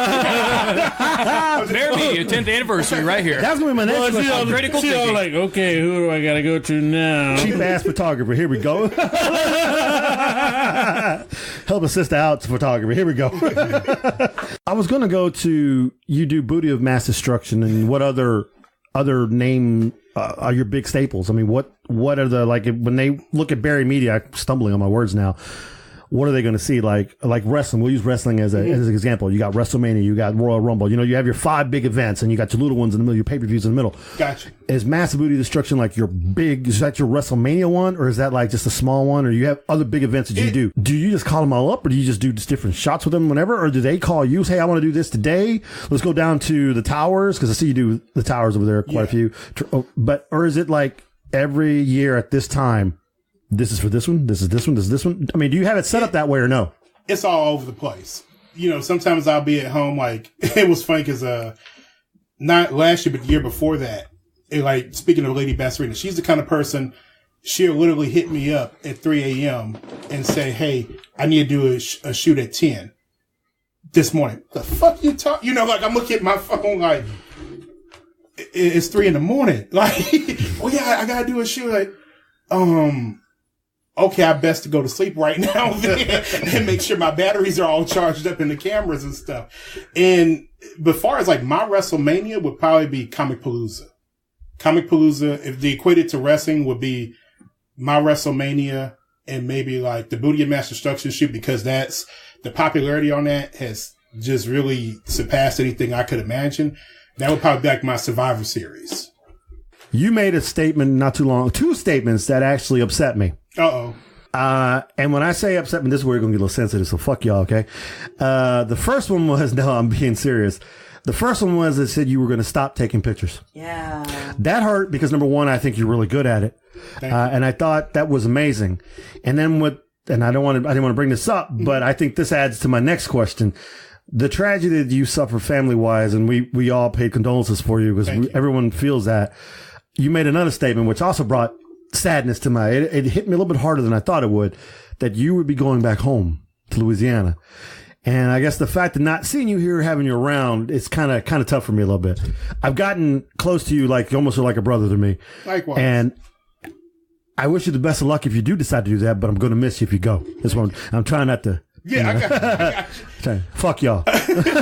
Nah, dude, if you go back, send some good food over this way, man. You'd be surprised. I know why I'm going for Mardi Gras. Yeah, exactly. Drunk on the ground again, laying on. One of my good U of H brothers, my buddy Sam, every time he even thinks I'm going to Louisiana, he's like, man, bring me back some authentic boudin. I'll pay you. I don't care. It's just, I'm like, Sam, I mean, can I say hello to my family first? God damn it. Shit. He'll even text me, like, while I'm out there, I'll post selfies with my cousins, like, hey, they got any boudin? God damn it, Sam. Fuck. But, yeah, pretty much. But not like last year with everything going on with Harvey and then the stuff with my dad and finding a new job, it was one of those things like I was just out of my damn mind damn near. You know what I mean? Like, it was just like when life just keeps throwing you curveball after curveball and you're constantly striking out. And I was just like, fuck it, I'm done. Just fuck it, you know? You don't want to say that. and you know, yeah, I got on Twitter, I got on Facebook and even on Instagram, and I was just like, look, I'm hanging up the camera, you know, and then I thought about it. I talked to some people. I talked to my good friend Courtney, and it's like, you know, say, dude, don't quit. Just take an extended leave. And when you're ready to come back and start snapping, come back. And I was like, you know what? That makes more sense. And I need to stop doing like what these celebrities do and get on social media and just vent from emotion, you know, and really just stop logically and think about it. And, you know, I'll probably start back. Well, actually, I can give you guys the inside scoop right now. I'm starting back next month. Nice. Yeah. Nice. Yeah. That's good to hear.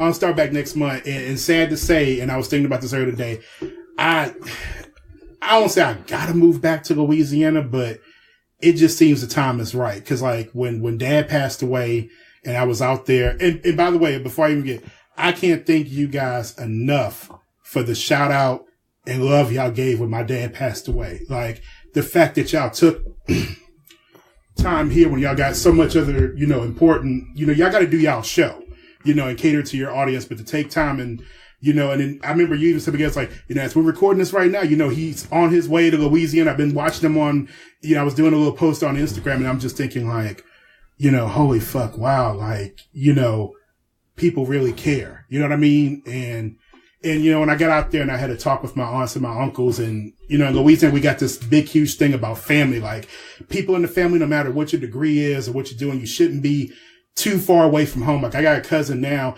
He's the one I was telling you about, he's an attorney. This weekend, he's moving back to Louisiana. Like he found him a nice place in New Orleans. And I'm like, you know, mom's gone, dad's gone. Yeah, I got a niece out here now trying to make a name for herself. I was like, well, I got property out there now because of my parents. It's like, well, guess I could move back.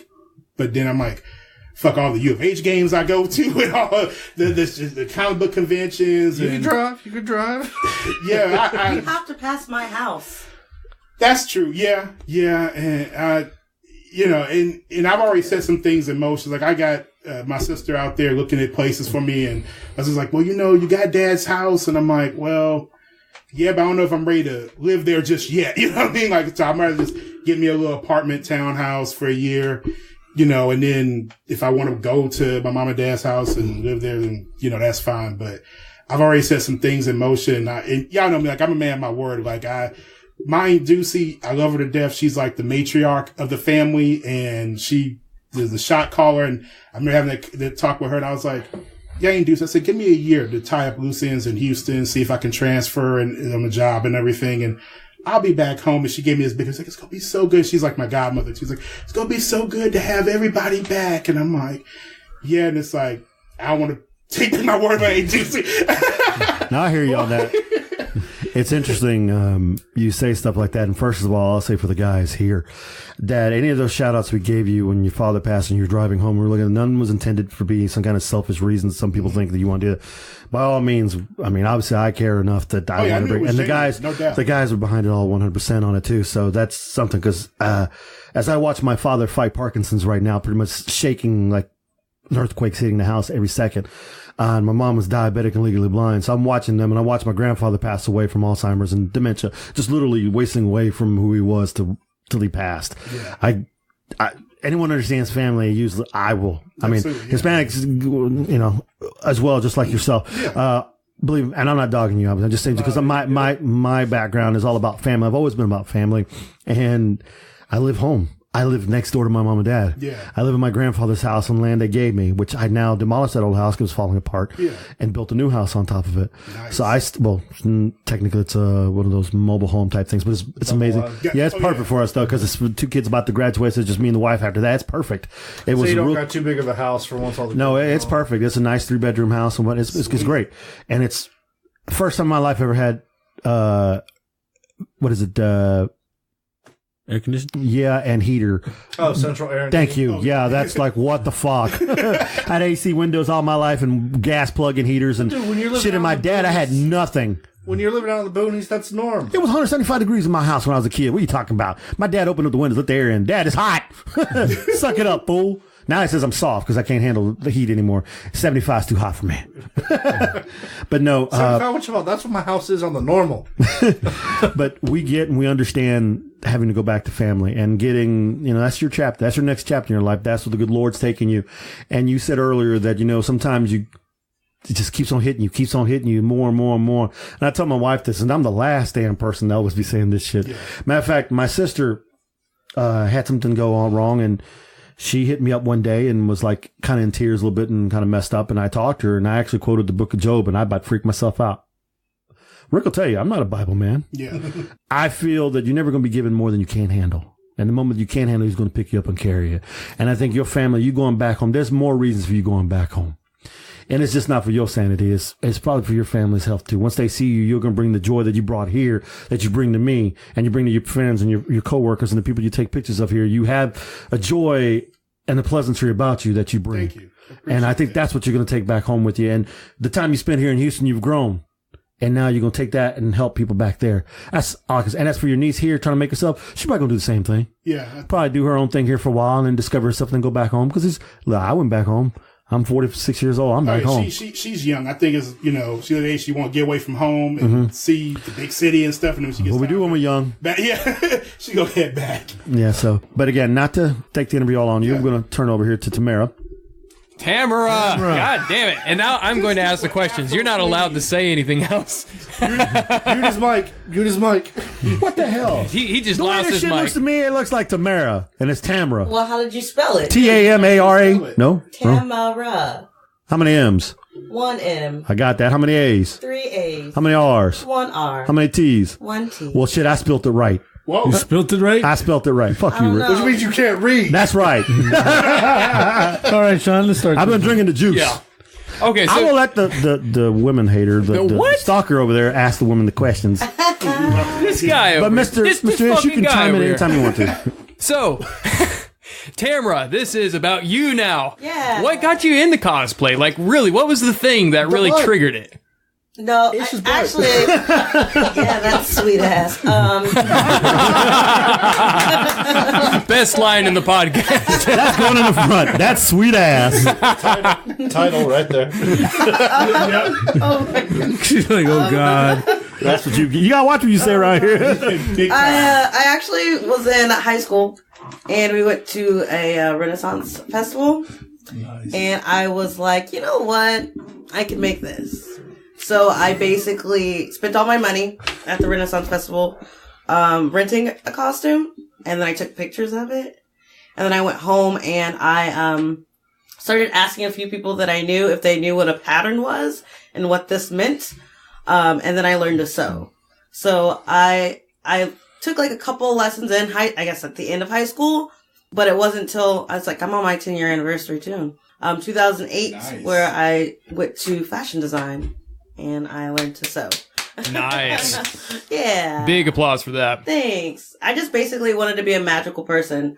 I just wanted to look like a fairy, if I could, 90% of the time. So that's why I learned how to sew and to start cosplaying. So that's really awesome. So there's a lot of people that call themselves cosplayers, and all they do is go to Walmart and buy a costume. You have to start somewhere, and a lot of times you can buy those and then build upon them.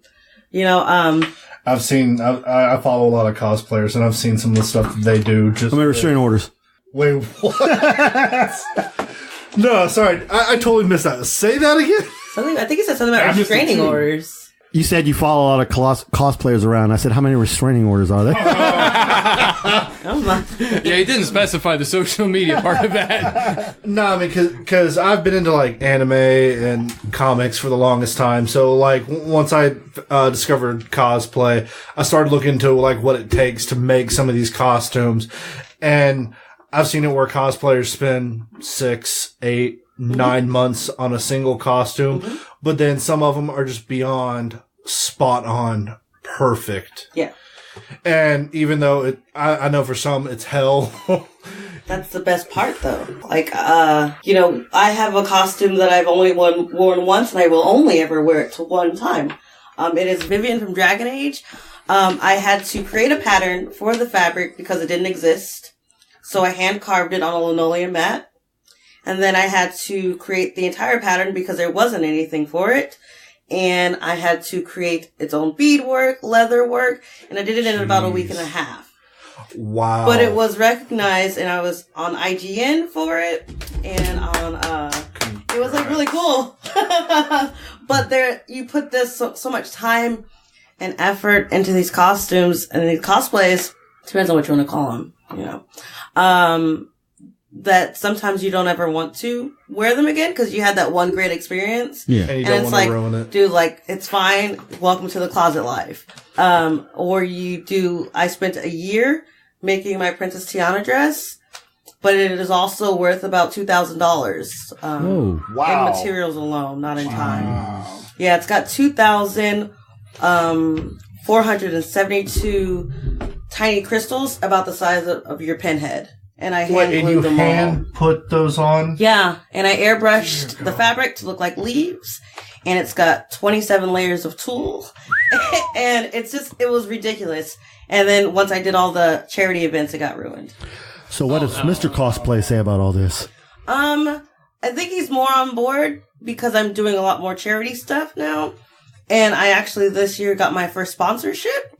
So now I'm going to start being able to travel more. I'll be honest with you. So. If I'm not dogging you or anything. If I was your husband, that'd be like, oh yeah. If my wife would start cosplaying, I'd be like, hell yeah. Oh no, it's expensive. But yeah. I mean, I wasn't working for 2 years. So I was getting my master's in English. Get your ass to work. Still get a job. No, I was still better start cooking over there. I made that princess dress when I wasn't working. But that's still freaking cool though. I just budget myself really, really well. That's amazing. But that's also where the support system comes in. As Ish was saying earlier, most cosplayers are married or have somebody. I believe if you're about that life, you need a phenomenal support system to be able to do it. Yeah, I mean that doesn't mean he doesn't get irritated with it because, like, let's be honest, most cosplayers are professional procrastinators. You know what I mean? Like the Black Panther movie is coming out next week, and I have hand beading to do. And because I'm like hand beating the Dora Milaje. Oh, that's next week? Yes. Jeez. It's next week. And I have leather work to do. And I haven't figured out if my hair will do the style I need it to do. And I watched anime every day last week. That's research. Research right there. Research and development. Morning, and then I was like, oh no, I'll just go to sleep. So, and I know he's going to be irritated with me all this week because I can't play D&D. I have to I gotta cut things out. Yeah. Because procrastination's life. Does he actually help you out building some of your cosplay? He helps, he gets to do the fun parts, like wrapping me in cellophane to, make patterns, just because, it's, a little bit sexy. I was going to say, that has to be a turn on. Like I say, I'm already thinking of the husband part. I said, yeah. Yeah. It's better than getting her drunk. We once thought it was a good idea to do it and, record it to show people how to do, make your own patterns. And then he was like, you know what? There's a lot of butt here. And I was like, you know what? Yeah, because it was a bunny suit Lucio from Overwatch. And so I had to wrap all of it. And he was like, yeah, this one's not for the public. He goes, this one's for me. And just kept it rolling. I was like, oh my God. See, that's what I'm talking about. See, that's the kind of... Yeah, because you bring the fun into it, though, with that. We have to, or else, I think we would go nuts. And, and everything runs through the house. Basically, I take over everything. I have fabric places. I have 3 sewing machines, so there are different places in the house. Here's a question for you. How many costumes do you have right now? He took my question. I'm going to go somewhere with this. How many I costumes? have a walk-in closet full of costumes. Last year I made 13, so yeah. Okay, 13. Now here's the real question. Here's a dirty question. Here's the dirty question coming. It's just like, God. Have they been used in role play? With the husband. 3 have. Hell yeah! That's what I'm talking about. Mr. Cosplay is the freaking man. My face is on fire. So blushing. No, that is freaking awesome. No, that is pineapple. No. 3. Dude. Which 3? We'll never know. It's the one you got on right now. Black light. No. I'm leaving. Not this one. Not this one. No. You gotta stop and think about this. This is husband. This is husband and wife. Yeah. That's all cool. Yeah. No, you keep that marriage alive. Yeah. Dude, if I saw my wife wearing some shit like this, y'all guys have been kicked out the fucking house 5 minutes. A long time ago. That wouldn't even been a damn interview. For tomorrow. I come in my house and my wife dressed like this. I'll just make comments. Ain't nobody sleeping. Oh, damn. How many kids you got? None. I'm surprised. No, well, he'll just make comments like, so when do you have to leave? And I'm like, I don't have time for this. He goes, but like, your butt. All right, it's official. Next time she comes on with a husband. Next time he comes on. He is the best. He's really I bet he's hilarious. Now I'm curious. I think he carries our personality. Now I'm curious. Does he have costumes as well? To do like a couples? Black Thunder, baby. I feel like he has one. Yeah, I think he has one, maybe. Yeah, he does have one. It's like a barbarian. We did a barbarian thing, and I was like, made him a barbarian Pokemon hunter. So he had a giant like mace. It was a Pokeball with all the spikes and stuff. That's cool. And it was cool. He had his leather armor, and then I was this Pokemon that he caught. Oh no! Gotta catch him all. I already know where Miguel's head's going. I didn't say a damn thing. He threw the Pokeball at the butt and got her. Whatever. Had this pineapple. Had this chair. It bounced right off. You know. He used the wrong Pokeball. Yeah. He went to the gold ones later. Because there's red, blue, and gold. What the hell's wrong with y'all dirty mother? I'm just saying. There's more than that, but Yeah, I was like, I don't play Pokemon. I just play Pokemon Go, so I get my exercise in. Yeah, we read between the lines with you every time. There's no in between the lines. I respect a man's marriage, man. It's all about the love, bro. oh yeah, and he's pretty cool. He goes with me to some conventions whenever I wear certain costumes, especially. So like when I wear cami in public, because like people don't know how to not touch people. Yeah. That was going to be my next question. Hands to the butt. Who touched my ass? Who slapped my ass and they ran away? Wow. Like Aren't they supposed to learn better than that in kindergarten? Dude, like it was serious. It was Did you not see what happened down in San Diego? yeah, that's exactly No, what I was happened in about San to read. Diego? One got accosted or one got actually One got raped? sexually assaulted at Comic-Con. Like cops were brought in. And another one left one in the ditch somewhere right after outside. Yeah. Yeah, it was bad. in San Diego, yeah? Uh-huh. Yeah. I was following that journey. I know here in Houston we ain't gonna play that shit. Guns be coming out everywhere. People are crazy. They don't know how to keep their hands to themselves. I have my Twi'lek. Mm-hmm. So it's like a Twi'lek from Star Wars. They have the long headdresses. Twilight. Twilight. Sorry. The one that's going to use the 3-saber, right? Me and my friend argue all the time, and I gotten used to saying it wrong to bother her. So now I'm doomed. That's what I'm doing now too. I'm doomed forever. Oh, that's what you're doing? I'm sorry. I'm a Black Sheep Cosplay. Me and Black Sheep Cosplay both do the same costumes. And so we torture each other by saying things wrong all the time. And here's the question. Obviously, we're talking about how you, sadly, that people don't know how to keep their hands to themselves. Oh, yeah. Now, I have a daughter. I'll fuck somebody up straight up and down. I'll go to jail. I ain't afraid to go back. That's all I'm saying. But I get it. But do some people get off on that shit? Yes. There's, I had a moment where I was a Twilight. And I was wearing a leotard. Mind you, yes, it had like a sheer cutout. Right? But you couldn't see anything. I don't have a lot up top. I wasn't concerned. But he literally gave his camera to his son and said, take this. This is for daddy. And I was like, oh, sir. He literally said that to his kid. Wow. And that happened. That's not the first time things like that has happened. And the kid was like, ha ha, taking all the photos. Wow. So, like, clearly he went home and had a great time. Creeper. Yeah, Future creepers creeper. exist. You should have got paid for that. I know. That's Patreon. That's at least a $5 tier there. Fucking right. Why do you think some people charge per photo? Yeah, it's really. I've had people follow us all day, and then approach my husband not knowing. He goes, "Man," he said, "How do you get to hang out with them?" He goes, "That's my." We were dating. That's my girlfriend. And he goes, "Oh." And he walked away. I'm sorry. But he followed us from like 10 to like 4. Jesus, that's some crazy stuff. Hosting us. Yeah, and then you finally realized it was Josie Ish. and the Pussycat. Like the classic Josie and the Pussycat. Yeah. It was actually Ish. It was terrible. I got you. Look, I take pictures. I never had that experience before because it was my first time wearing something that was cheeky, you know? And I was like, I've been fortunate to be at a lot of cons, and I've seen Ish there a bunch of times. But there's, You've had your own stalkers.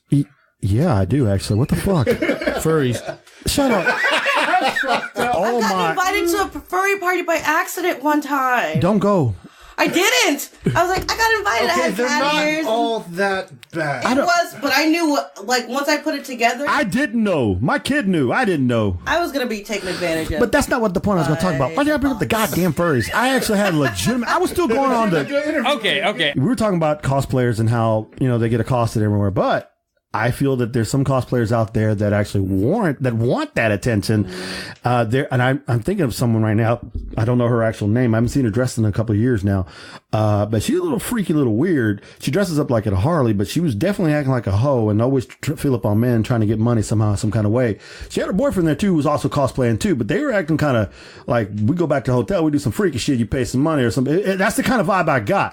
And so that right there makes me believe those people are the ones that are fucking up for you guys that don't want that shit to happen. And then how does that work when you take a picture like myself? You take a picture with some people who are cosplaying, you think they're really cool, and all of a sudden you get accosted. Yeah, I got rubbed up on by the witches. Yeah, the witch from the ones that episode. The witches that went amok. The witches from the one that played Sarah Jessica Parker and Bette Miller movie, right? Yeah, Hocus Pocus. Yeah. Because the one witch was grabbing a handful of jelly, and the other one was pretty much rubbing my nips.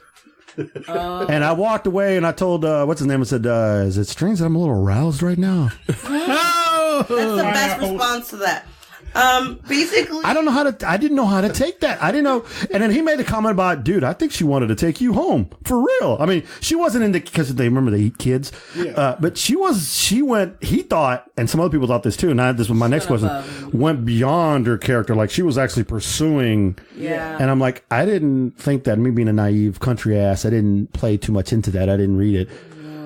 There's some cosplays where like your character really comes through. Like I feel like whenever I'm a Twi'lek, You're fine. I can't get it anymore. Say it however you want. You're fine. Doom. God dang it, Josh, you don't matter.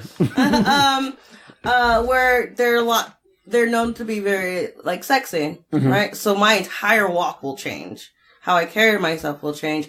How I pose with you will change. But it's respectful. Do you know what I mean? Like I'm not grabbing a handful of. So goods. you'll throw in that swagger. And yeah, all like my hips literally hurt by my thighs because it's very sway. I know. Yeah. It's very pronounced. Everything's very very sexy. So Thank you, Shakira.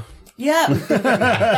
Yeah, but that sometimes I think makes people feel like I'm trying to like, oh, why is she looking at me like that? I'm gonna get some of this. Why did she caress me like that when I went in for the photo? And I'm like, but I say, is this okay? People get that actor syndrome. They think it's people actually really real. think like you can say and do stuff that you whatever you want when you're in character. It's just ridiculous, especially if you're like one in the 501st. Because if I have one costume that's approved, I am a totally different person. Like I can't talk to you very much. I can't drink a soda. I can't have a purse. I can't chew gum. It's just. And I think some people will be like, well, she's really mean. She's like kind of a bitch. I'm like, no, I'm not. I'm so sorry. I really apologize. But as far as like you being harassed, I apologize. Do you need a safe space? Stranger danger is a thing. I'm basically just pop their hands. No, I hear you. Like you feel like you're okay with grabbing me. Well, guess what? You're going to get hurt now because it's not okay. I wish I would have caught the person that got a slap of the butt. You didn't earn that. He didn't pay the Patreon. You didn't pay Patreon? By the way. You don't do that on Patreon. Come on. You don't do that on Patreon. That's a high tier. Exclusive tier. I know you mentioned Specialized. I know you mentioned you watch anime. What's your favorite animes? Okay, I really, it's not really old or anything, but I love Hunter x Hunter. Oh, I love that one. It was really great. Wait, the 2011 or the older? I watched a little bit of the older one, and I was on board, but the most recent one I saw was 2011, and I was okay with it. I liked it a lot. I think more people like the newer one versus the older one. Mm-hmm. I have also been forcing, I think I watched like newer stuff. I got into, comic books more than anything growing up. Anime came a little bit later for me in life, but, I mean, I'm a girl, so, Sailor Moon's at the top. But Cowboy Bebop has my life and my soul. Oh, God, that is one of the best animes. I got the best deal. I have to tell everyone about this when it happens. They had like the big DVD special edition that came out. Like, it was tagged for $5.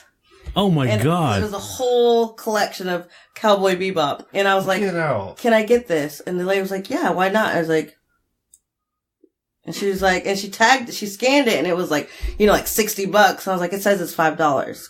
Can I get it? And she was like, yes. And I was like, I went home. I was a fucking winner that day. I was like, yay. Wow. So Cowboy Bebop is always on the top of my list for, Did you know that they're going to make that a live action show? Yes. And with Keanu? Well, no, it's going to be a TV show. Yeah. It's gonna be a I don't know TV how show. I feel about it. I'm really nervous. What, are we talking Asian publication or American publication? American. Ooh. They want to bring it over here and have it a live action. Ooh. But I'm wondering if they're going to I wonder if they're going to change the stories or if they're just going to bring the ones that we've watched. Dude, if they changed it but made it better, I think it could really hit off and become really popular. Yeah, but I think you're going to have too much of, like, the diehard fans that are just going to be like, no, you can't do it. Like, you're going to have it both ways. I mean, I'm either terrified, way. honestly. Yeah. I'm so scared that it's going to be garbage and it's going to break my heart. Yeah, I that's what agree. hurt. And I'm going to want my hours back and like to watch some other anime instead of work on my cosplay. It's just like when they made the DBZ movie. Yeah. Oh my God, that was awful. Was horrible. It was horrible. And the freaking YouTube ones that they made have all been better. Yeah. We don't talk about that movie. It didn't really exist. It was a Phantom Zone. Nice. What'd you think of the Netflix Death Note movie? If you don't think about the anime, you can enjoy it. I'd say both ways, but yeah. Yeah, I think I had to block out that part of my life when I was like crazy watching Death Note, and just think, okay, let's just see what they did with this standing by itself. I think it had been enough time apart, for me that when I watched the Death Note movie, I was like, I guess so. I liked it. It was more Americanized. I really liked the actor choices. Yeah. I mean, they brought it more modern and more Americanized because the way they did the plot. Yeah. I liked it in that aspect, but at the same time, I kind of hated it. But it went both ways for me. Yeah, I will agree. I mean, for everybody who was like, oh, it's garbage, I'm sitting in the back like, I mean, I watched it. I totally thumbs it up. Yeah. It wasn't terrible. It wasn't a terrible experience for me. It wasn't terrible. I didn't, like I said, I did like you did. I didn't think about I just had to separate it because once I saw the characters and like the first 20 minutes, I'm like, okay, this is something different. Let's have a gander, At least it wasn't the Japanese live action trilogy. I take it you've seen those too? I think that they tried. A for their effort and their time that they gave to it. But they wasted it. And they wasted my time. I'm just saying, I hate when I get pumped for something. That's why I'm concerned about Cowboy Bebop. Because I'm going to pump myself up and say, oh my gosh, I can't wait to see Spike. I can't wait to see Faye. And then it's going to be like, eh. Well, it was nice having you on the show. Yeah, sorry. No, it's okay. Rick said y'all talk too damn much. All I do is talk, you guys. I talk y'all have anything y'all want to plug? This is all about what y'all want to plug on yourselves? Yeah. Like your yeah. Twitter, your... So I have a Patreon. No, I do have a Patreon. Touches are $5. You know, Stroking this is true. the ego. I will do that. You should see us at any of the boudoir shoots we do. They're just dumb. Okay, that's here we go. Next time you do a booty shoot, we have to be there to do a show live from that. That would be freaking hilarious. It's really lewd. And every time they come and do oh God, can you imagine me on a booty shoot? You know, I think we can make that happen. But I'm still waiting.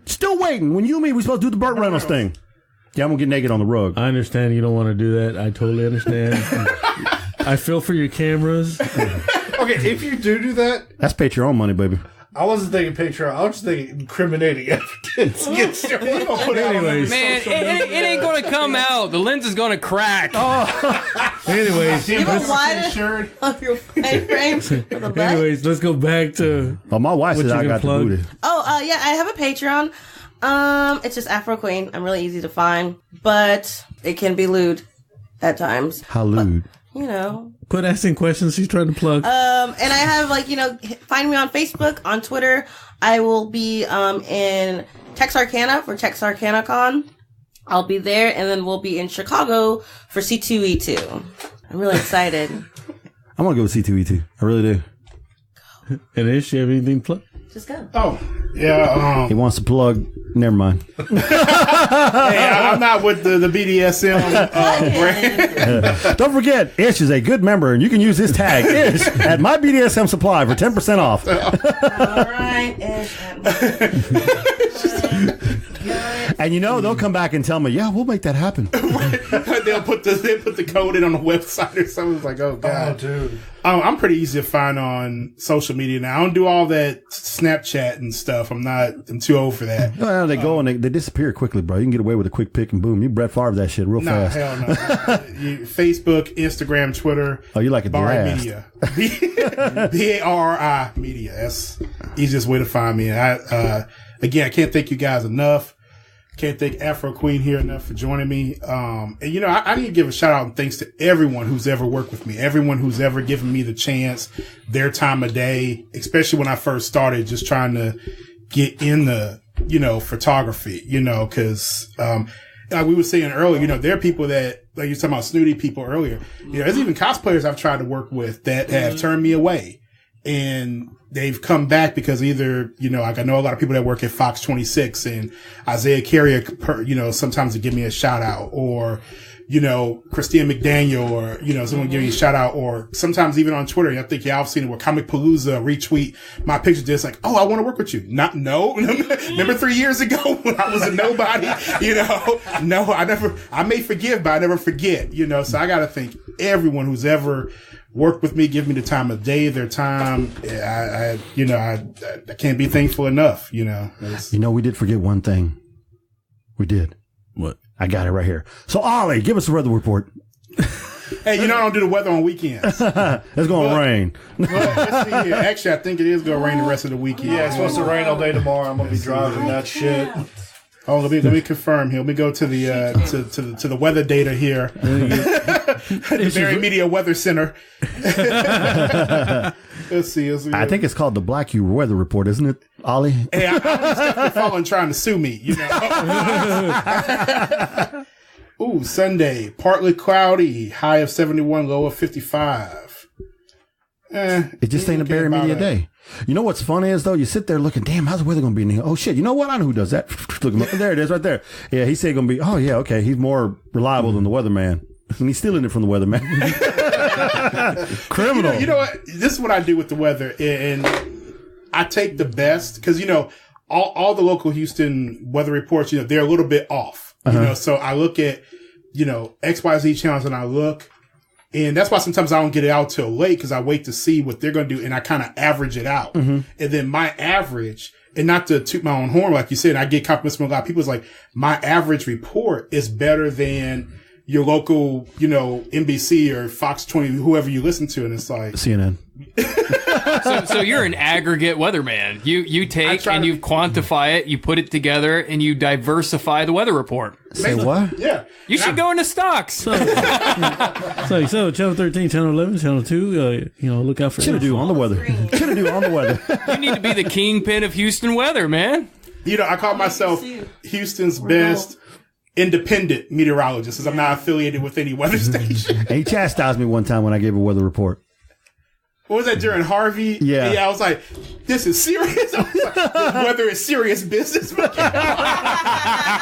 Weather's no joking matter. We're in probably the worst storm in U.S. history. Now, here's a question I want to know. Are our tweets on your Twitter, are they on notified on? Or do you just go out and look at us? I just go out and look. So even when y'all don't tag me in something, like I'll go and look. And like when you're talking about the football stuff with your kids, and I'm like, oh shit. I try to tag you more often. Yeah. I think I don't have my notifications on for too much stuff because I mean, even if I don't tweet anything, I'll go on pretty much on Twitter and look around, see who's talking. I think my notifications should be on your phone. I have to turn. No, don't do that. Your phone will blow up. Do not turn on the. Just because I can manage a few Twitter accounts does not mean anything. I'm at work going, oh shit. Trying to turn on my phone. Oh yeah. Well, Mr. Barry, we are glad to have had you on the show, Barry, like he's a Barry Gordy over here. Could you take us out on a low note, Mr. Barry? Swing low. Them slightly. So, as we continue, we finished up our interview here with the lovely Ish and the amazing AfroQween. So I was going to go with it. I'm not going to let everybody know your Christian name. So, I hope y'all enjoyed that interview. It's very informative. We've learned more things about Ish, and, now we know we just got to call the criminal justice people to come get him. And, of course, we learned a lot of stuff about Miss AfroQween, and very impressive young lady. Very impressive indeed. Very talented. I'm glad that we've got to meet you, and I'm glad our lives are more enriched the fact that we have met you.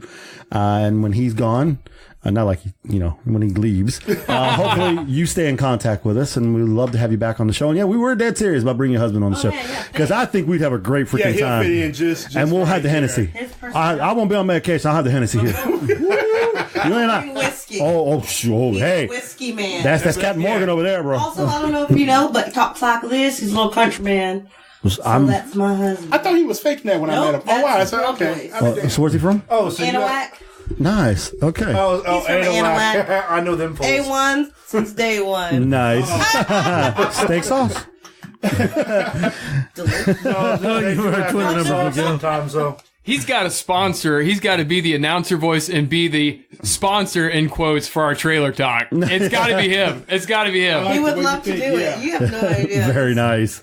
Go and give our Twitter numbers. Embarrassed. Why? Well, why do you get embarrassed?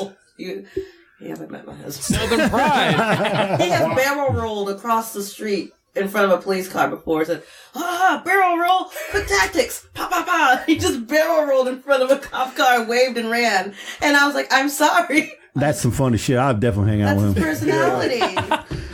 And that's sober? Yeah, that was. Oh, hell yeah, I'd hang out with him. Locked up, toe up, and the flow up. That's how we be. Where do you keep him when he's drunk? In bed. Get us out. I'll take the charges. Look, man. I'm not gonna co-sign Patrick. Oh God, you went to old school collect call from I'm in a goddamn prison, could get my ass out. Do you accept the charges? Nope. All right, Miguel, go ahead and give us our Twitter numbers. 5, 4, 3, 2, 1, 0. I understand Rick don't like we talk too damn much. All right. Twitter numbers is we're back on the thing, and I made a statement last week about how Twitter, I was affected a little bit about it. I suffered a little indignity, kind of like you did in regards to some of your shit. I stepped away for a little bit. Mm-hmm. And so we weren't doing Twitter numbers because I felt attacked. A lot of people came to my rescue, my back for that shit. And that's cool. It's all great. And then, so I'm back. I'm back and I'm black. Damn right. So, ladies and gentlemen, our Twitter numbers for this week, and we're doing them early, so they could be bigger, but we're going to go ahead and stop the, not bigger in the mirror, but bigger. Bigger in the way she likes it. Okay, last week we're at 11,879 followers. Can you dig that? Damn. Okay. At the end of the day, at the early mid-afternoon today, we are now at 12,559. That is a jump of 680. No other podcast that I know of have made a jump from the low numbers they were. Then I joined them. I'd like to do that. I like that fucking with them. That's bullshit. We went over 10K in under a year. Oh, nice. And we're not even into our second year yet, and we're rolling. And I'll throw out some more numbers in case these are my numbers on this too. But I use my Twitter to tweet, but I try to use Critical more to do our thing. But I wanted to mention our sponsor, Uncanny Comics, currently sitting at 9,053. Again, that is more than any of the big 3 comic stores here in Houston combined. I remember you were saying that on a previous episode. I was like, holy cow. That is a local store in Rosenberg, Texas, dominating Twitter. And he's not even doing anything. That just goes to show what kind of guy he is. I keep telling you, you need to have a change of careers, man. I was going to say T.O. Terrell Owens, Time Out Entertainment, our partner, which we'll be having, which you probably guys should come on, is going to be a show that covers sports, entertainment, law issues, sexual harassment cases, anything you could possibly think about is no holds barred. There will be politics, dicks, pussies, whatever talking about. It's all open forum. That's right. Dicks to the face. That's every day here. What are you talking about? It's going to be controversial. It's myself and Matt. Matt is the CEO. He pretty much called me his co-CEO on this. I appreciate it. Rick and Sean will be joining me. I don't know if Josh plans on joining us or not. Kyle's probably going to try to join us every once in a while, but it's going directly to YouTube. It's supposed to be launching this last month, but with all kinds of problems he recently had with the bullshit, and that'll be one of the first topics you get to hear. We've had to stop it a little bit, but they were at 9,842 not too long ago. This morning they broke the 10,000 mark of followers on Twitter, so they are also up there. Nice. And not to brag. Shut up, Rick. You brag He always brags. I'm bragging now. I am now. Actually, you know what? I'm going to give an updated number. Live update. Barrimedia is now at 3. Yay! I'm fucking with you.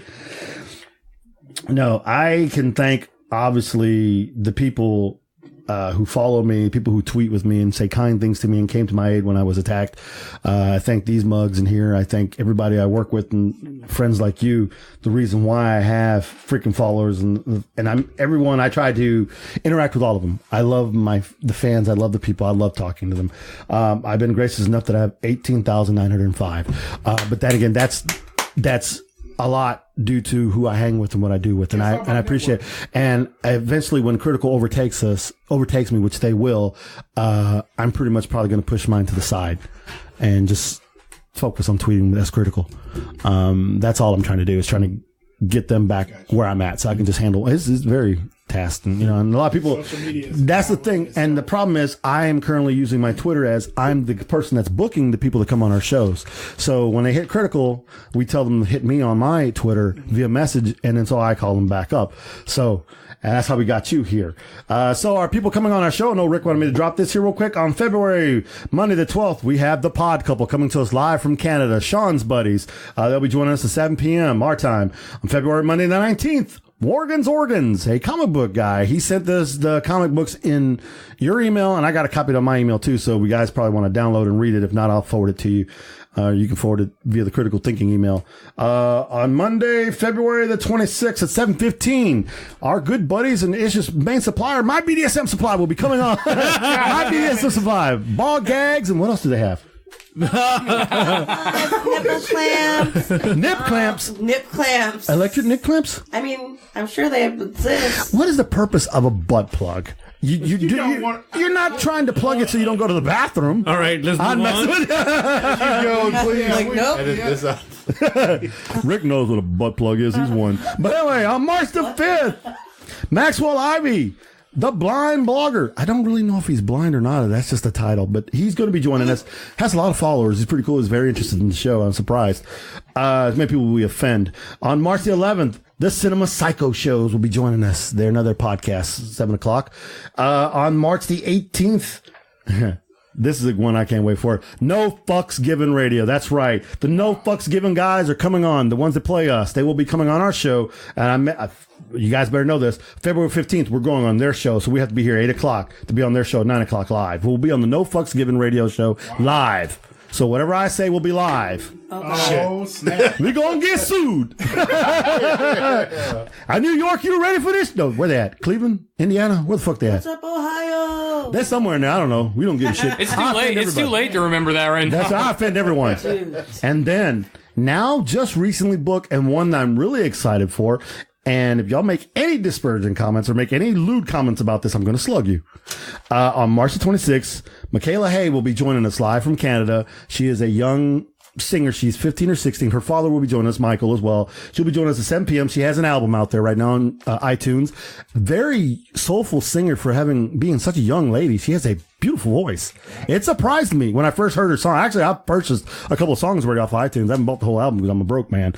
But they're very good, and I'm excited to have her, and she's excited to be on the show. And I reminded her, Dad, you realize this is an adult podcast? Oh, no, she's good. She likes the humor. She likes our humor, whatever. We're going to obviously keep it clean. No motherfuckers. So on this podcast, it would only be Sean, Josh, and Rick. I won't be here. I will not be on the show. But yes, so again, those are our guests. If you listened to our last week's episode, we had Servants of Science. I don't know what y'all thought of the music. Hope you enjoyed. This coming Thursday, you will hear the AfroQween live, which will be a very long episode. I think. I'm pretty sure a lot of it's going to be cut. Yeah, it'll be down to 2 hours or somewhere in that range, but he'll have an outtake that he might be able to release.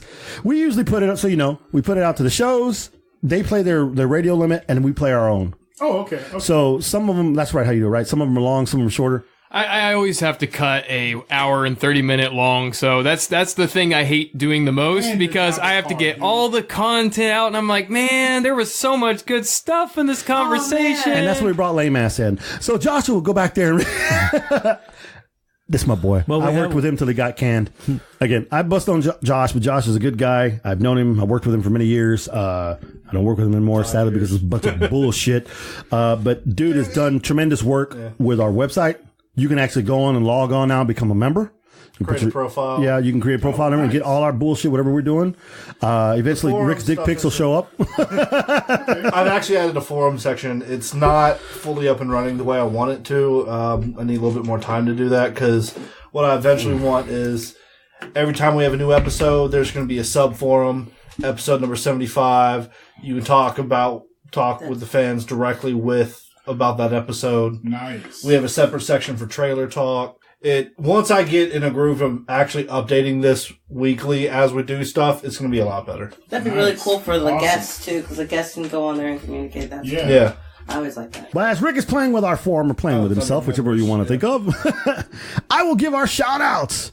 Okay, first of all, our shout-out to our amazing sponsor, Uncanny Comics, Justin Cano, for paying our bills. Located at Avenue I, Uncanny Comics, where you can get your comic book needs, and there he is, that sexy motherfucker.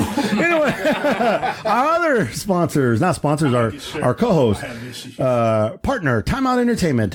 Matt is right now currently in Tennessee he is the CEO of the 7-on-7 organization. He got that.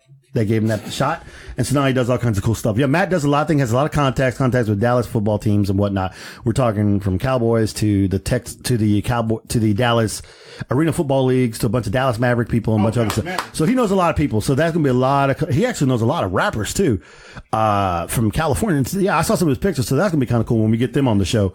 Another shout out to Tokyo Munchies, Kyle, Tokyo Munchies in Tokyo, Japan. As you can see, we have Tokyo Munchies in the back. Please hand Mr. Ish, Miss AfroQween, give him a gift. Don't let them choose. You choose. Don't let them. I'm gonna let them pick. Yes, pick one, please. What, for real? Yes, one for you, one for him. Yes, Tokyo Munchies, where he sends us all kinds of good stuff. Please go out there and order from him. He has little gifts. Sometimes you'll get a sake bottle. Sometimes you'll get a little whatever. But the candy, some of the chips are amazing. Rick will tell you the wasabi's out of this world. The wasabi, yeah, the gum was amazing. Yeah, the Kit Kats were to die for. Don't let him confuse you. I really don't like wasabi. But the wasabi beef chips that they had brought, those were amazing. Wait, wasabi beef? Yes, they were good. We would have ate more, but Sean ate the whole fucking bag. They were taking their time, and I was like, man, these things are good. I'm like, all the bag's gone. I thought he smoked some weed before he came in. He was eating so fast. Next shout out to Bob from Pumpkin Teeth. Again, go out and order some pumpkin teeth from Bob. This is some cool ass things. You put these fake teeth on your pumpkin, and they actually got real teeth, and you can reuse them bitches too. And they've been used in movies. Yes, they have been. Go check out his Twitter, Pumpkin Teeth. Those would probably be good for cosplay usage, too. Exactly. That's something why I'm telling her. Pumpkin_teeth. Bob, tell him Critical Thinking sent you. He'll hook you up. Okay. Now, our radio people, we cannot tell you how much, and after what Rick dropped earlier today, God bless Beyond the Dawn Radio. That's all I got to say. They play us every Thursday night, and they play us on Sunday. So America gets to hear this beautiful voice twice a week. And now they're going to get a marathon? They're going to lose their station. Thank you, Beyond the Dawn Radio. I can't tell you, you were a big supporter of me back in the day, and you're a big supporter of us now. I can't tell you thank you enough. If there's anything else we can do for you, let us know. We'll be glad. Ish will take photos for you. I'm telling you, I'm already working free angles for him. Of course, our new radio guys who loves us too, and I can't wait to go on their show, No Fucks Given, because there's going to be people more honorary than me. That's saying something. Well, he brought in honorary. It's gonna be dirty, gonna be nasty, and that's gonna be hey. And of course, shooting out to our other boys, SFD Radio. I reached out for them, Josh. Hopefully they'll send us that big bottle of spunk lube for you. Sling spunk lube, where you can get your rub on and not get no burns. God damn. They're sponsored by Spunk Lube. Seriously. Our other sponsor, which you haven't seen us with, isn't here because I haven't contacted them. My bad. Well, they're a partner. They give us free shit when we go to cons. You'll see us pimping them. You'll see us walking around with their hats and their shirts. Virus Vodka. Oh, a bunch of alcoholics in this house. Virus. Damn vodka I've ever taken. That's some good shit. I ain't gonna lie to you. I still haven't had this shit. Yeah, you guys keep talking. I'll bring a bottle. Yes. Awesome. It's right next to his job. Actually, no, I still got some left from the when we were here. Damn, we suck. Oh, a great shout out to a young lady who invited us to something we'd never been to. And it was an eye-opening situation, and we had a blast. Laura Sanan Saloom, I don't know if I said her last name right. She invited us to the Literally Short Film Festival, which was amazing. We got to see German films, American, Mexican films, short films, and they were really good. There were some really good ones in there. And there was some really fucked. I was like, this dude must be fucked in the head. But it was really good. And you would have enjoyed. There was a psychological one that was really messed up. I was like, okay, but it was good. It was like an animated one too. It was really good. But we enjoyed it. We're being invited again. She sent us emails. She sent us some other stuff. So, God, I can't wait to go back. She's a nice lady. Okay, also, Diamond Jerseys. Don't forget, I don't know if it's still going on, but if you go out there and use Critical Thinking, you get 25% off on a jersey. They make them handmade jerseys, like basketball jerseys or pro football jerseys. I think that's still going on. I don't think anyone's really used them yet. We need to get custom jerseys, Critical Thinking podcast. That's not a bad idea. Right. And then hopefully within a couple of weeks. It's really cool for conventions. I know. You want to sponsor? Dish out the money. I might. I'm going to tell you what we want. Let me tell you what we want. My BDSM supplies, what we need. Butt plugs, rolling balls, pin sticks, those rollers, dick clamps. We got it all. My BDSM supply. Use the code Ish and Rick. You'll get 2 off 1. You know, I want those bastards as a sponsor just because I love doing that stupid shit. Dude. That's so cool. Analwax.com. Come here and get your anal wax. Take off the hair. Not have to worry about the butt plug sticking. How do you know that? Like, I've seen a lot of porn in my time. Why'd you ask what the purpose of a butt? I wanted to see if you were going to come out and say. I would tell you. I mean, it doesn't mean I don't have experience. That was going to be my next question. Experience? No experience with the butt plug. How freaky you get? Not classified. I was talking to Ish, not you. Everybody out of trouble. I'm talking to you. How freaky you get? America wants to know. America wants to know when's the last time you got. America wants to know when's the last time you got freaky. Yeah. Hello, attorney. Rick already gave this Sean. They already gave him the cutoff. You say this is just bullshit talk now. I'm tired. I'm going home. Fuck all y'all. Later. Hey guys, you can connect with us on iTunes At Critical Thinking Podcast. and Twitter, At Critic_Thinking. and also on Facebook and Instagram. At Critical Thinking Podcast. Ladies and gentlemen, Critical Thinking is on Beyond the Dawn Radio, which is known for playing the best indie radio music around the world. On Thursdays at 7 p.m. Pacific and 9 p.m. Central Time. And if you like the show, please 5-star the episode and tell your friends. So thank you for joining us, thinking shit through one podcast at a time.